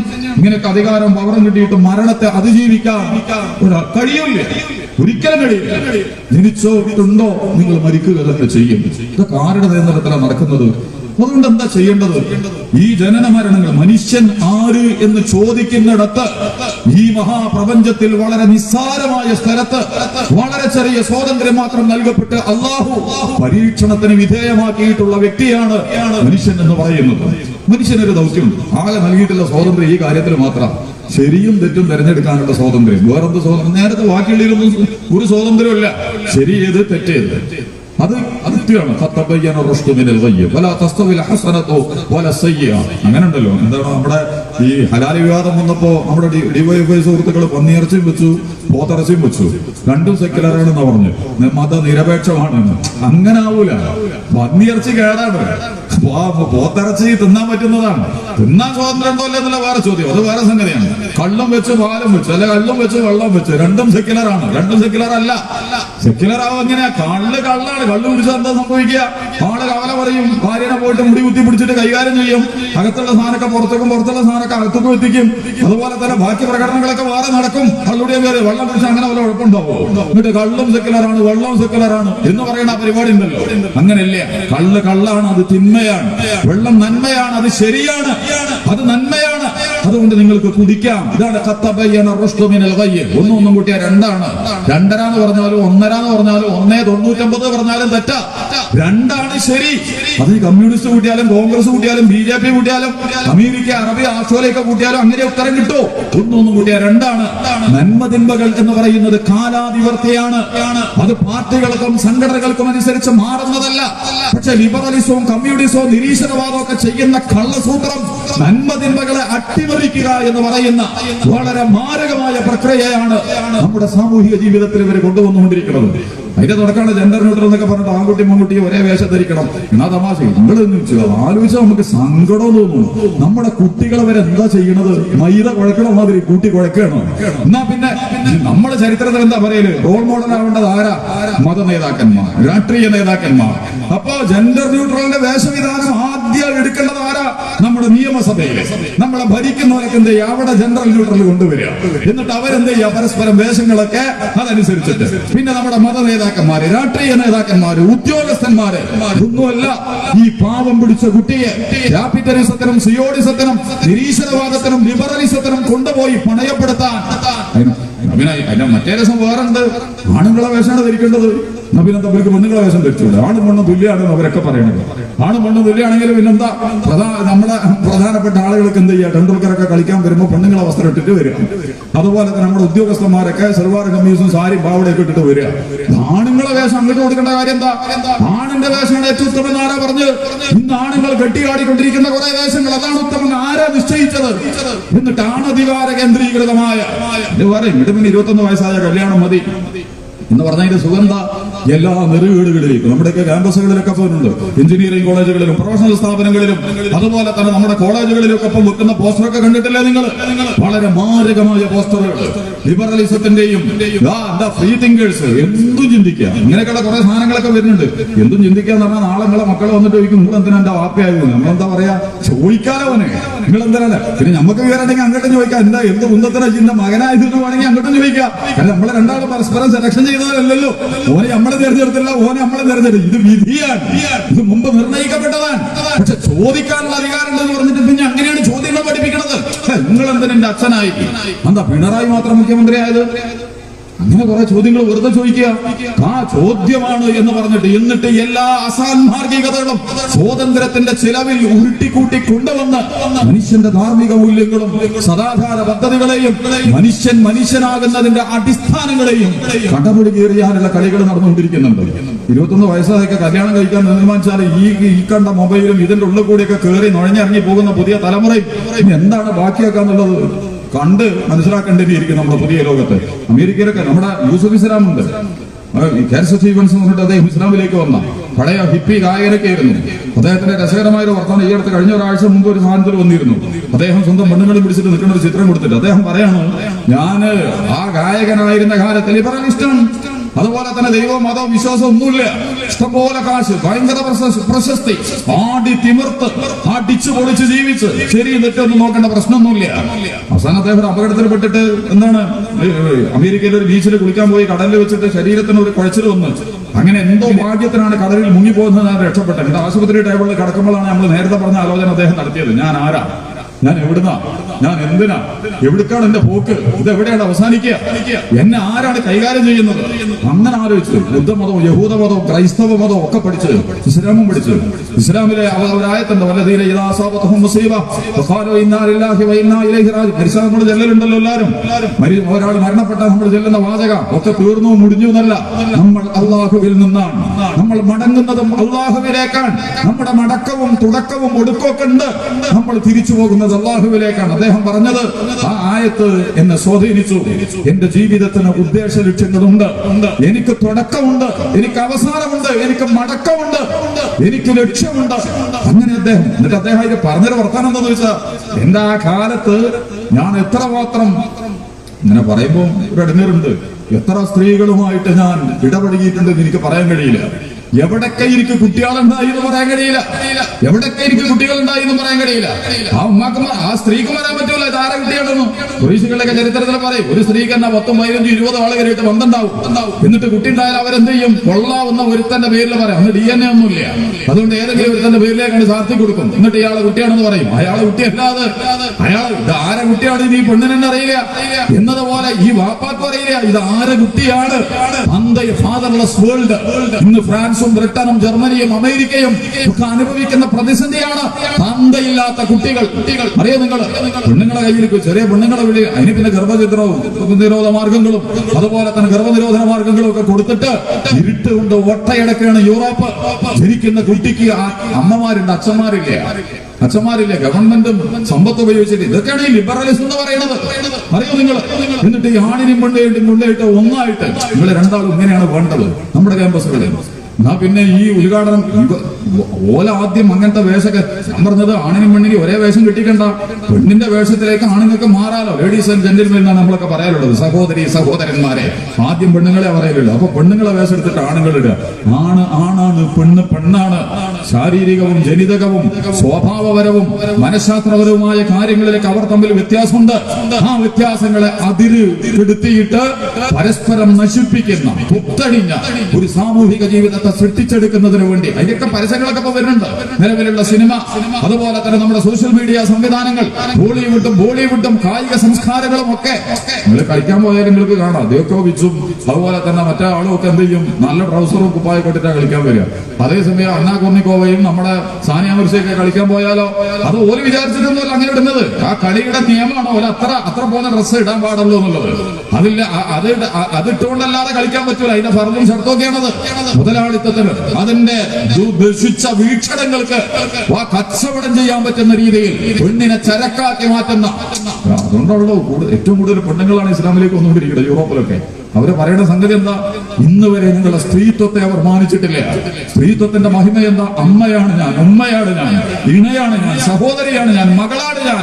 അതിന് പകരം എന്നെ ഉൽപ്പന്നമാക്കി, ചരക്കാക്കി മുതലാളിത്തത്തിന്റെ കമ്പോളത്തിൽ അവർക്ക് അനുഭവിക്കാനും ചവിട്ടി പതിക്കാനുമുള്ള ഒരു വസ്തുവായി ഇത് കേരളത്തിലേക്ക് കട്ടുകടത്താനുള്ള ശ്രമമാണ് ഇപ്പൊ നടന്നുകൊണ്ടിരിക്കുന്നത്. ക്യാമ്പസുകളിലൂടെ ആശയപരവും പുരോഗമനപരവും അതുപോലെ തന്നെ സ്വാതന്ത്ര്യത്തിന്റെയൊക്കെ ഭാഗം എന്ന് പറഞ്ഞുകൊണ്ട് മലീമസമായ ഒരു സംസ്കാരത്തെ, അതും ചെറിയ കുട്ടികളിലൂടെ നമ്മൾ പറഞ്ഞ മുതൽ നേരത്തെ വലിയമാരൊക്കെ മാതൃക കാണിക്കട്ടെ. വേഷവിധാനങ്ങൾ മുതൽ സ്ത്രീ പുരുഷ സംഗതികളടക്കം എന്താണ് സമത്വം എന്നുള്ളതൊക്കെ വീട്ടിലും നാട്ടിലും പാർലമെന്റിലും പാർട്ടിയിലും ഓഫീസിലും ഒക്കെ കാണിക്കുക. എന്നിട്ട് പോരെ ഈ പാവം പിടിച്ച കുട്ടികളുടെ തലയിലേക്ക് ഇത് കൊണ്ടുവന്ന് വെക്കേണ്ട പണി നേതാക്കന്മാരും പാർട്ടികളും ഒക്കെ ആദ്യം എങ്ങനെ ചെയ്യാം? പെണ്ണും ആണോ ഒക്കെ തുല്യാണ്. അതുകൊണ്ട് ഞങ്ങളെ പാർട്ടിയുടെ എല്ലാ സംഗതിയും പെണ്ണുങ്ങൾക്ക് കൊടുത്തിട്ടുണ്ട്, അവരുടെ കൈകാര്യം ചെയ്യാൻ. ഞങ്ങളൊക്കെ വീട്ടിൽ കയറി പോവാണ്. വീട്ടിൽ ഇനി ഞങ്ങൾ പണിയെടുക്കും. എന്താണ് പറയാ, അമ്മ അപ്പം ചൂടും, അമ്മ തെങ്ങേ കയറും എന്ന് പറയുന്ന ഒരു ലളിതമായ വീക്ഷണം ഉണ്ട്. രസകരമായിട്ട് പറയലുണ്ട്. ആണോ പെണ്ണ് തുല്യാണെന്ന് പറഞ്ഞാൽ പിന്നെന്താ? ഇനി മുതൽ ഉമ്മ തെങ്ങമ്മ കയറിക്കോട്ടെ, വാപ്പ പോയിട്ട് എന്ത് ചെയ്തോട്ടെ, പുറത്ത് അപ്പം ചുട്ട് ഇരിക്കുകയും ചെയ്തോട്ടെ.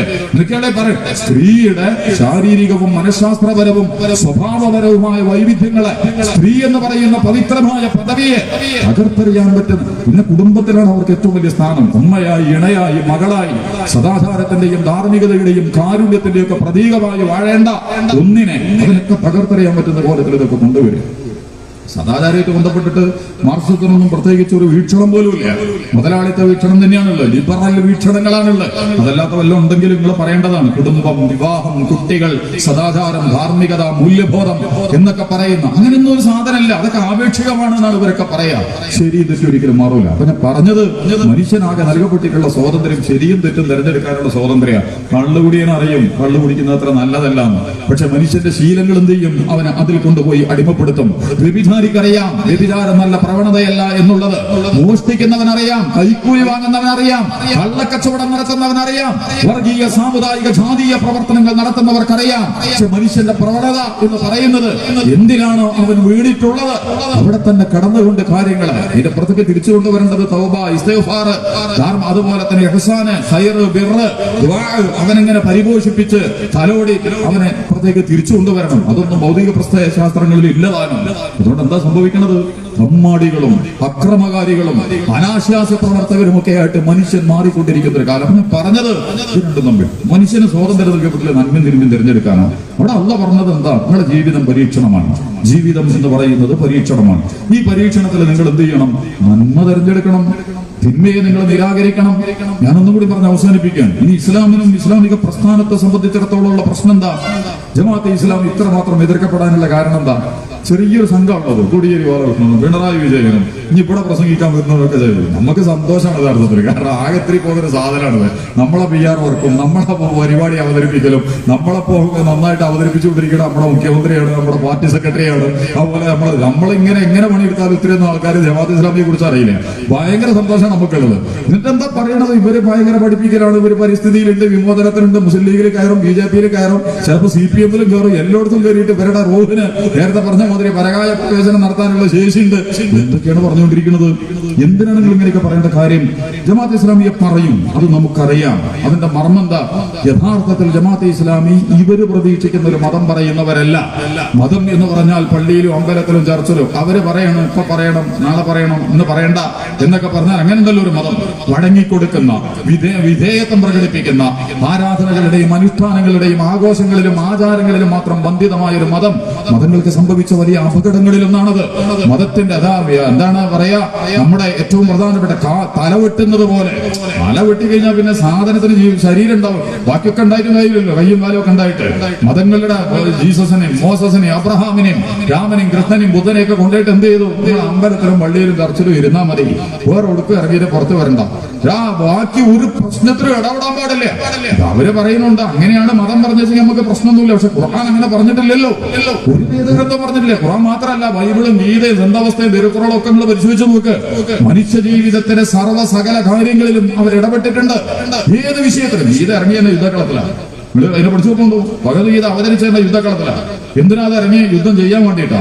യുദ്ധം വേണ്ടെന്ന് പറഞ്ഞുകൊണ്ട് അർജുനൻ ഇരിക്കുന്നു. സ്വന്തം അച്ഛനും എളാപ്പയും മൂത്താപ്പയും ഗുരുക്കന്മാരും ഒക്കെയാണ്. അപ്പോഴാണ് കൃഷ്ണൻ പറയുന്നത് ഹതോവേ എന്താണെങ്കിലും ശരി, നമ്മൾ പറഞ്ഞ ജിഹാദ് ഹതോവേ പ്രാപ്സ്യസി സ്വർഗം ജിതോവേ ബോക്ഷസി മഹീം, ഈ മരിച്ച സ്വർഗം, മരിച്ച മുസ്ലിങ്ങൾക്ക് മരിച്ച സ്വർഗം ഉണ്ടെന്നാണ് ക്രിസംഗികളും സംഘികളും ഒക്കെ പ്രചരിപ്പിക്കുന്നത്. ഭഗവത്ഗീത ശരിക്കും പറഞ്ഞതാ, ദൈവമാർഗത്തിൽ നിങ്ങൾ മരണപ്പെട്ടാൽ ഹതോവേ പ്രാപ്സ്യസി സ്വർഗം, നിങ്ങൾ ഹത്യ ചെയ്യപ്പെട്ടാൽ വധിക്കപ്പെട്ടാൽ നിങ്ങൾക്ക് സ്വർഗം. ജിതോവേ ബോക്ഷസി മഹീം, ഇനി നിങ്ങൾ ജിത്തനായാൽ, നിങ്ങൾ ജയിച്ചു വന്നാൽ നിങ്ങളുടെ ഒരു ധാർമ്മിക ഘടനയുള്ള ദുര്യോധനനും ദുശാസനനും ധൃതരാഷ്ട്രനും ഒക്കെ പോയിട്ട് ധർമ്മപുത്രരും അർജുനനും ഒക്കെ നേതൃത്വം നൽകുന്ന ഒരു മതം, ഒരു അമ്പലം വരുന്നല്ല പറഞ്ഞ് ഒരു പൊളിറ്റിക്കൽ ഘടന വരും. ശ്രീകൃഷ്ണൻ എതിർത്തൊക്കെ പൊളിറ്റിക്കൽ മേധാവികളാ, മതക്കാരല്ല. മുഹമ്മദ് നബി നിസ്കരിക്കാൻ തീരുമാനിച്ചുകൊണ്ട് മുഹമ്മദ് നബിനെ നാട് കടത്താനും കൊല്ലാനും ഇവരെ തീരുമാനിച്ച്, മൂസാ നബിയെ നാട് കടത്താനും കൊല്ലാനും തീരുമാനിച്ച ഫറോ എന്തുകൊണ്ടാ അമ്പലത്തിലും പള്ളിയിലും ദർശനയിരുന്നിട്ട് നിസ്കരിച്ചോ നോമ്പോറ്റോ പ്രാർത്ഥനയും വഴിപാടും കുമ്പസാരമൊക്കെ നടത്തിയോ എന്ന് പറഞ്ഞോണ്ടാ? അല്ലല്ലോ. ഇങ്ങനെ പറഞ്ഞാൽ അതിനുള്ള പൈസ വരെന്നെ തരും. ചിലപ്പോൾ നിസ്കരിക്കാനുള്ള സംവിധാനമൊക്കെ വരെ ഒരുക്കി തരും. CPM അടക്കമൊക്കെ നടത്തിയിട്ടുണ്ട്. നിസ്കരിക്കാനൊക്കെ ഒതൊക്കെ കെട്ടി കണ്ണൂരൊക്കെ മറ്റേ സമ്മേളനം നടന്ന സമയത്ത് നിസ്കാരക്കുപ്പായ അടക്കം കൊടുത്തുകൊണ്ട് ആളുകളെ നിസ്കരിപ്പിച്ചിട്ടുണ്ട്. നിസ്കരിപ്പിക്കുന്നതിന് പോൽക്കാർക്കും വലിയ പ്രശ്നമൊന്നുമില്ല. പക്ഷെ നിസ്കാരത്തിൽ ഓതുന്ന സൂറത്തുണ്ടല്ലോ, ആ സൂറത്തിലെ വചനങ്ങളുണ്ടല്ലോ, ആ വചനങ്ങളുടെ പ്രകടനമുണ്ടല്ലോ, അതിന്റെ പ്രയോഗമുണ്ടല്ലോ, അതിനാണ് നിസ്കാരം. ഒരു പോലീസുകാരൻ ഇങ്ങനെ സല്യൂട്ട് ചെയ്യാൻ അർത്ഥം എന്താ? ഞാൻ സല്യൂട്ട് മാത്രം ചെയ്യും, ബാക്കി എന്റെ നാമോദിത്തരം ചെയ്യുന്നല്ലോ. പോലീസുകാരനെ സല്യൂട്ട് ചെയ്താൽ അതിന്റെ അർത്ഥം നിങ്ങൾ പറയുന്ന അനുസരിച്ച് ഞാൻ നിൽക്കുന്ന. സല്യൂട്ട് എന്നുള്ള വാക്കെന്നാ സ്വലാത്ത് ഉണ്ടായിട്ടുള്ളത്, അല്ലെങ്കിൽ സ്വലാത്ത് എന്നാണ് സല്യൂട്ട് ഉണ്ടായിട്ടുള്ളത്. ദൈവത്തിന് മുമ്പിൽ നമസ്കരിക്കാന്ന് പറഞ്ഞാൽ അർത്ഥം എന്താ? ഈ പാരായണം ചെയ്യുന്ന ഖുർആനിലെ വചനങ്ങൾക്കനുസരിച്ച് എന്റെ ജീവിതത്തെ ചിട്ടപ്പെടുത്തി ക്രമപ്പെടുത്തി മുന്നോട്ട് കൊണ്ടുപോകാൻ ഞാൻ സന്നദ്ധനാണ്. അതാണ് നമസ്കാരം. ആരാധനകളെ യഥാർത്ഥത്തില അല്ല, ആരാധനയ്ക്ക് വേണ്ടി എന്താ ആരാധനയുള്ളത്? ചെയ്യാൻ പറഞ്ഞ പോലെ റുക്കൂ, നമ്മളൊക്കെ റുക്കൂ ചെയ്യണില്ലേ? നമ്മൾ കുനിയാൻ പറഞ്ഞാൽ കുനിയൂല. ഓനോട് പറഞ്ഞിട്ടൊന്നും ഓൻ കേൾക്കണില്ല എന്ന് പറഞ്ഞാൽ അതിന്റെ അർത്ഥം എന്താ? കേൾക്കണില്ല എന്ന് അവന് എവിടുണ്ട്? അനുസരിക്കണില്ല. അവനെ കാണാൻ പറഞ്ഞാൽ ഓൻ കാണൂല എന്ന് പറഞ്ഞതിന്റെ അർത്ഥം എന്താ? ആ വിഷയത്തിലേക്ക് അവന്റെ ശ്രദ്ധ പോകൂല, അത് പരിഗണിക്കൂല എന്നതുപോലെ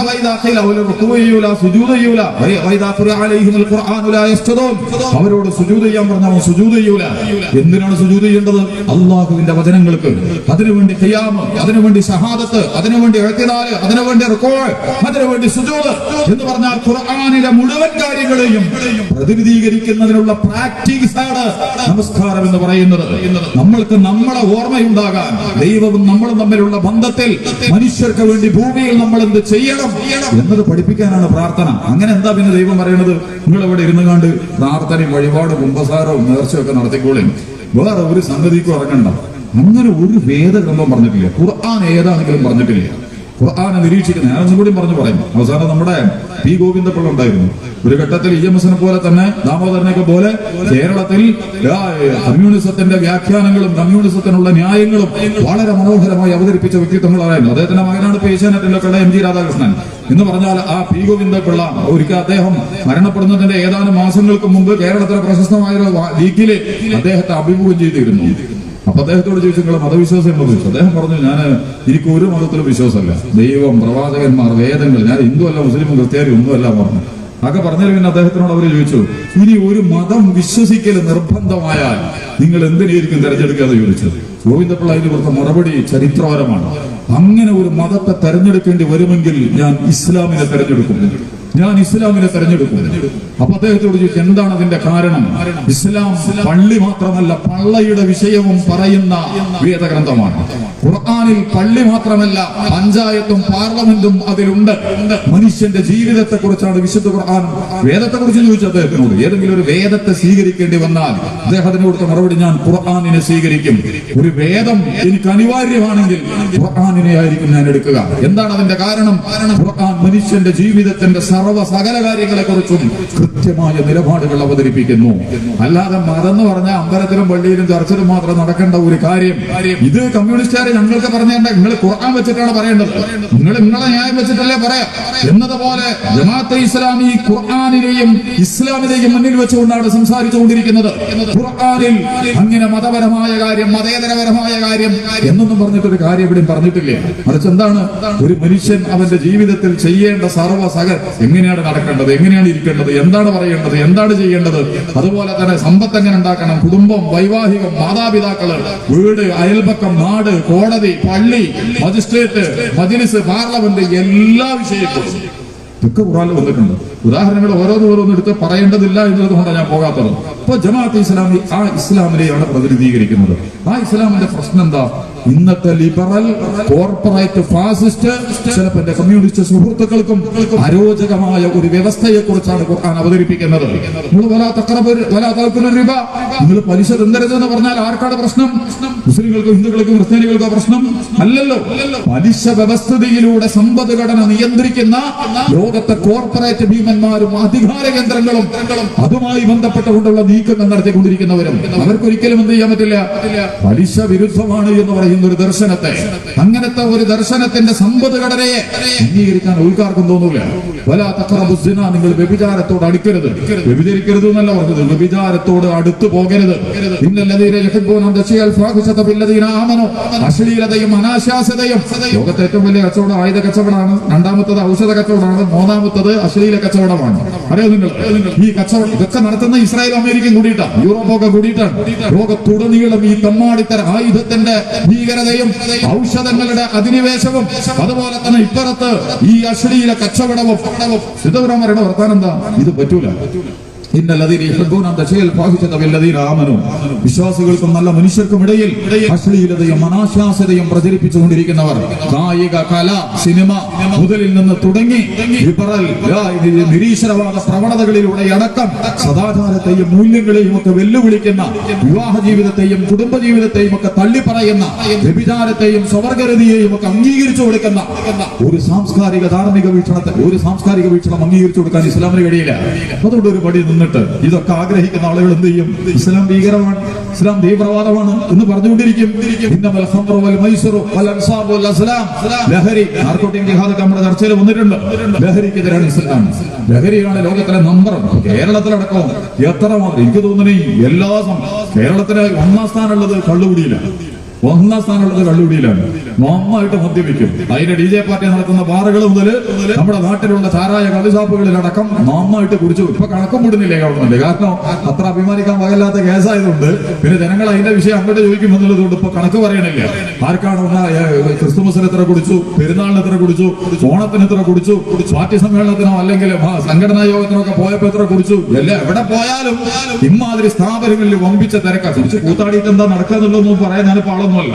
വീട്ടിലും നാട്ടിലൊക്കെ നമ്മളാണ് മനുഷ്യൻ നന്നാവുക കണ്ടുപിടിച്ചിട്ട് ഇന്നേ വരെ മനുഷ്യൻ നന്നായിട്ടുണ്ട്. കേരളത്തിലെ ഒരൊറ്റ രാഷ്ട്രീയ പ്രസ്ഥാനം കൃത്യമായിട്ട്, ചില രാഷ്ട്രീയ പ്രസ്ഥാനങ്ങൾ അതിന് തൊട്ടിട്ടുണ്ട്, പക്ഷെ മുഖ്യധാര രാഷ്ട്രീയ പ്രസ്ഥാനങ്ങളിൽ പ്രധാനപ്പെട്ടവരൊന്നും അതിനെതിരെ കമാനരക്ഷണം വേണ്ടിയിട്ടില്ല. ചിലപ്പോ വർഗീയ സാമുദായിക കലാപങ്ങൾ മുതൽ കൊലപാതകങ്ങൾ മുതൽ ഒക്കെ നടക്കുന്നതിന്റെ അടിസ്ഥാന കാരണമായിട്ട് ഈ മദ്യം, ലഹരി വസ്തുക്കൾ നിർണായകമായി പ്രവർത്തിക്കുന്നു.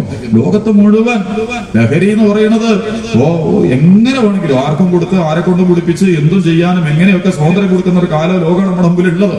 ഇസ്ലാമായി മനുഷ്യന്റെ ബുദ്ധിയെ തകർക്കുന്ന, ചിന്തയെ തകർക്കുന്ന, ബോധത്തെ തകർക്കുന്ന, അവന്റെ യുക്തിയെ വെല്ലുവിളിക്കുന്ന ലഹരി വസ്തുക്കൾ ഉപയോഗിക്കാൻ പാടില്ല. എന്ത് ചെയ്യും? അബുക്കാരി വരും, അബുക്കാരിന്റെ പിന്നിലുള്ള രാഷ്ട്രീയക്കാർ വരും, ലോകത്തെ ലഹരി കച്ചവടക്കാർ ഇസ്ലാമിനെ ഭീകരമായിട്ട് പ്രഖ്യാപിക്കും. ഞാൻ പറഞ്ഞത് അല്ലാതെ ഇസ്ലാമിന് എന്ത് ഭീകരം? വേറെന്ത് പ്രശ്നങ്ങളുള്ളത്? ആഗോള മുതലാളിത്തത്തിന്റെയും സാമ്രാജ്യത്വത്തിന്റെയും സിയോണിസത്തിന്റെയും കെടുതിയിലാണ് യഥാർത്ഥത്തിൽ മുസ്ലിം ലോകം ഉള്ളത്. അതിൽ നിന്ന് ഏതെങ്കിലും ഒരു സന്ദർഭത്തിൽ ഇവർ ഉയർത്തെഴുന്നേറ്റ് വരുമോ എന്ന പേടിയിൽ നിന്നുകൊണ്ടാണ് ഇസ്ലാമിനെയും മുസ്ലിങ്ങളെയും അതിന്റെ പ്രതീകങ്ങളെയും ഒക്കെ ഇരുട്ടിൽ വെടിവെച്ച് മറന്നു നിന്നിട്ട് പൊതുവായിട്ട് എന്നാ പിന്നെ നല്ലൊരു സംവാദം, നല്ല വർത്തമാനങ്ങൾ, നല്ല പങ്കുവെക്കലുകൾ. ഞാൻ അവസാനിപ്പിക്കണം. ജമാഅത്തെ ഇസ്ലാമിക്ക് പറയാനുള്ളത് എന്ത് വിഷയമാണെങ്കിലും നമുക്ക് ഒരുമിച്ചിരുന്ന് സംസാരിക്കുക.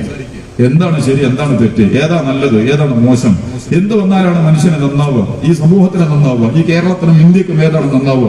നമ്മളത് മോശമാണെങ്കിൽ നിങ്ങൾ ശരിക്കും പറഞ്ഞാൽ നമുക്ക് മനസ്സിലാവുമല്ലോ. നിങ്ങൾ ആ പറയുന്ന വിഷയത്തിൽ ഇന്ന മോശപ്പെട്ട ഒരു കാര്യമുണ്ട്, അത് വ്യക്തിക്കെതിരാണ്, കുടുംബത്തിനെതിരാണ്, നാട്ടിനെതിരാണ്, സമൂഹത്തിനെതിരാണ്.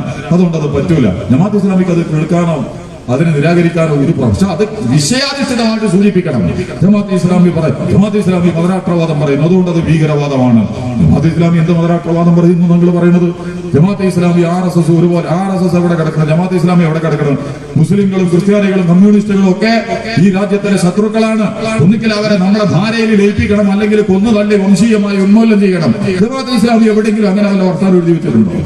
അതിന്റെ സാഹിത്യങ്ങളിൽ എവിടെയെങ്കിലും ഏതെങ്കിലും ഒരു മതവിഭാഗത്തെ ഒരു ആശയപരമായ സംവാദങ്ങൾ നടത്തിയിട്ടുണ്ട്?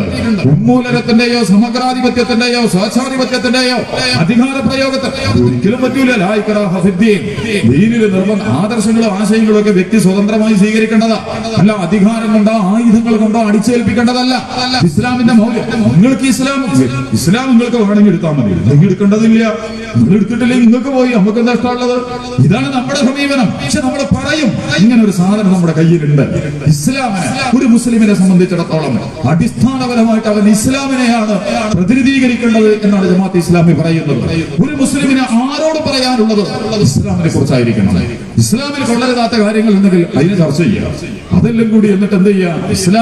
ഇസ്ലാമിനെ അടിക്കാൻ ആയുധം പൊക്കാൻ ധൈര്യമില്ലാത്തതുകൊണ്ട് ജമാഅത്തെ ഇസ്ലാമിയെ നാട്ടക്കുറയായിട്ട് വെച്ചിട്ട് സംഘപരിവാരവും മാർക്സിസ്റ്റ് സുഹൃത്തുക്കളും ഒക്കെ ഇപ്പം നടത്തിക്കൊണ്ടിരിക്കുന്ന ഒരു കള്ളക്കളിയുണ്ട്.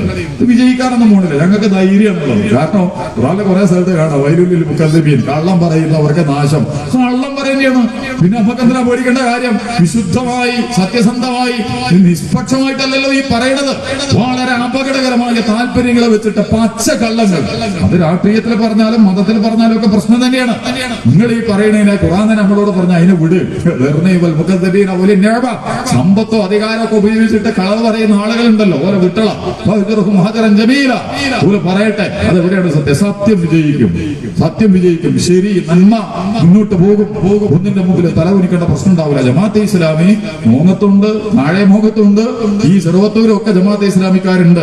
അവരുടെ പ്രവർത്തനങ്ങളും പ്രകടനങ്ങളും അവരുടെ പ്രസിദ്ധീകരണങ്ങളും ഒക്കെ നിങ്ങൾക്ക് നോക്കാം, പ്രസംഗങ്ങളൊക്കെ നിങ്ങൾക്ക് കേൾക്കാം. അതിൽ ജാതി മത വർഗ സാമുദായിക ധ്രുവീകരണത്തിന് വളം വെക്കുന്ന, മനുഷ്യനെ കൊല്ലാനും തല്ലാനും, ഞാൻ ആ വിഷയത്തിലേക്ക് കടന്നു പോകാതിരുന്നത് കേരളത്തിൽ ഇപ്പൊ ഇന്നലെ മിഞ്ഞാന്നൊക്കെ നടന്നുകൊണ്ടിരിക്കുന്ന എത്ര കൊലപാതകങ്ങളാണ് ഇക്കഴിഞ്ഞ ദിവസങ്ങളിൽ കേരളത്തിലാണ്. സംഘപരിവാർ അജണ്ടയും പോലീസ് അജണ്ടയും ഒക്കെ കൂടി ഒരുമിച്ച് ചേരുമ്പോ കേരളം ദുരിതക്കളമായി മാറുമോ എന്ന് ആരും ആയുധമെടുത്തിട്ട് സംസാരിക്കുന്നതിനെ കുറിച്ച് ജമാഅത്തെ ഇസ്ലാമിക്ക് ഒരു താല്പര്യമല്ല എന്നല്ല. ചിലപ്പോ ആയുധമെടുത്ത് സംസാരിക്കുന്നവരോട് അരുതെന്ന് പറയാൻ അർഹതയുള്ള ഇന്ത്യയിലെ ഏക സംഘടന ചിലപ്പോ ജമാഅത്തെ ഇസ്ലാമി ആയിരിക്കും. കാരണം ഇന്നേ വരെ ജമാഅത്തെ ഇസ്ലാമി ചെറിയതായിട്ടും വലിയതായിട്ടും ഒരു വ്യക്തിക്കെതിരെയും വർഗീയ കലാപങ്ങള് മൊരഞ്ഞു പൊന്തിയ കാലത്താണ് ജമാഅത്തെ ഇസ്ലാമി വരുന്നത്. 1940 മുതൽ 47 വരെയുള്ള ഘട്ടം, ഇന്ത്യ വിഭജനം, ബ്രിട്ടീഷുകാരനും അതുപോലൊക്കെ ഒരുമിച്ച് ചേർന്ന് അന്തരീക്ഷം വല്ലാതെ പ്രയാസകരമായ ഘട്ടത്തിലേക്ക് അന്ന് ജമാഅത്തെ ഇസ്ലാമി അവിടുന്ന് എത്ര പോയി, ഇന്ന് എത്ര മുന്നോട്ട് പോയി. ഈ കാലത്ത് വന്നിട്ട് ജമാഅത്തെ ഇസ്ലാമി കൊല്ലാനും കല്ലാനും നശിപ്പിക്കാനും ഒക്കെ പഠിപ്പിച്ചുകൊണ്ടിരിക്കും. നിങ്ങളുടെ പ്രവർത്തകർ, ഞാൻ പറഞ്ഞുകൊണ്ട് കാര്യമില്ല, അതിന്റെ പ്രവർത്തകർ നിങ്ങൾക്ക് അറിയാം. എന്നിട്ട് നമ്മളതിന്റെ ദൈവം എങ്ങനെയാണ് എന്ന് ചോദിക്കുകയാണ് പുതിയ കാലത്ത്. അത്തരം എന്താ പറയണ, ആകാശം ഭൂമിയൊക്കെ ആരുണ്ടാക്കി? അപ്പൊ നമ്മൾ പറയും ദൈവം. ഇവരോട് ചോദിച്ചാൽ അവരെന്താ പറയാ? താനെ ഉണ്ടായി. അപ്പൊ പ്രകൃതിക്ക് താനെ ഉണ്ടാകാൻ പറ്റുമെങ്കിൽ പിന്നെ അള്ളാഹ്ക്ക് താനെ ഉണ്ടായിക്കോളും. ദൈവത്തിന് യുക്തി അനുസരിച്ച് ഈ പ്രപഞ്ചത്തെ നമ്മുടെ ഒരു പഞ്ചേന്ദ്രിയ നിയമങ്ങൾ വെച്ചിട്ട് ഏറ്റവും വലിയ സംഖ്യ ഏത് എന്ന് നിർണ്ണയിക്കാൻ പോലും നമുക്ക് കഴിയില്ല. അത് മാത്രമല്ല, അവനാന്റെ ജീവൻ അള്ള എവിടെയെന്ന് ചോദിച്ചാൽ പിന്നെ അള്ള പോട്ടെ, നിങ്ങളുടെ ജീവൻ എവിടെയെന്ന് ചോദിച്ചാൽ നമ്മളെന്താ ചെയ്യാ? എവിടെ നിർത്തിട്ടാ കാണിച്ചു കൊടുക്കാൻ പോട്ടെ? നിങ്ങള് ജീവൻ എവിടെയാണ്? ആത്മാവ് എവിടെയാണ്? അനുഭവങ്ങളും ആസ്വാദ്യങ്ങളും ഒക്കെ ഉണ്ടാക്കിയിട്ട് തടി രക്ഷപ്പെടും.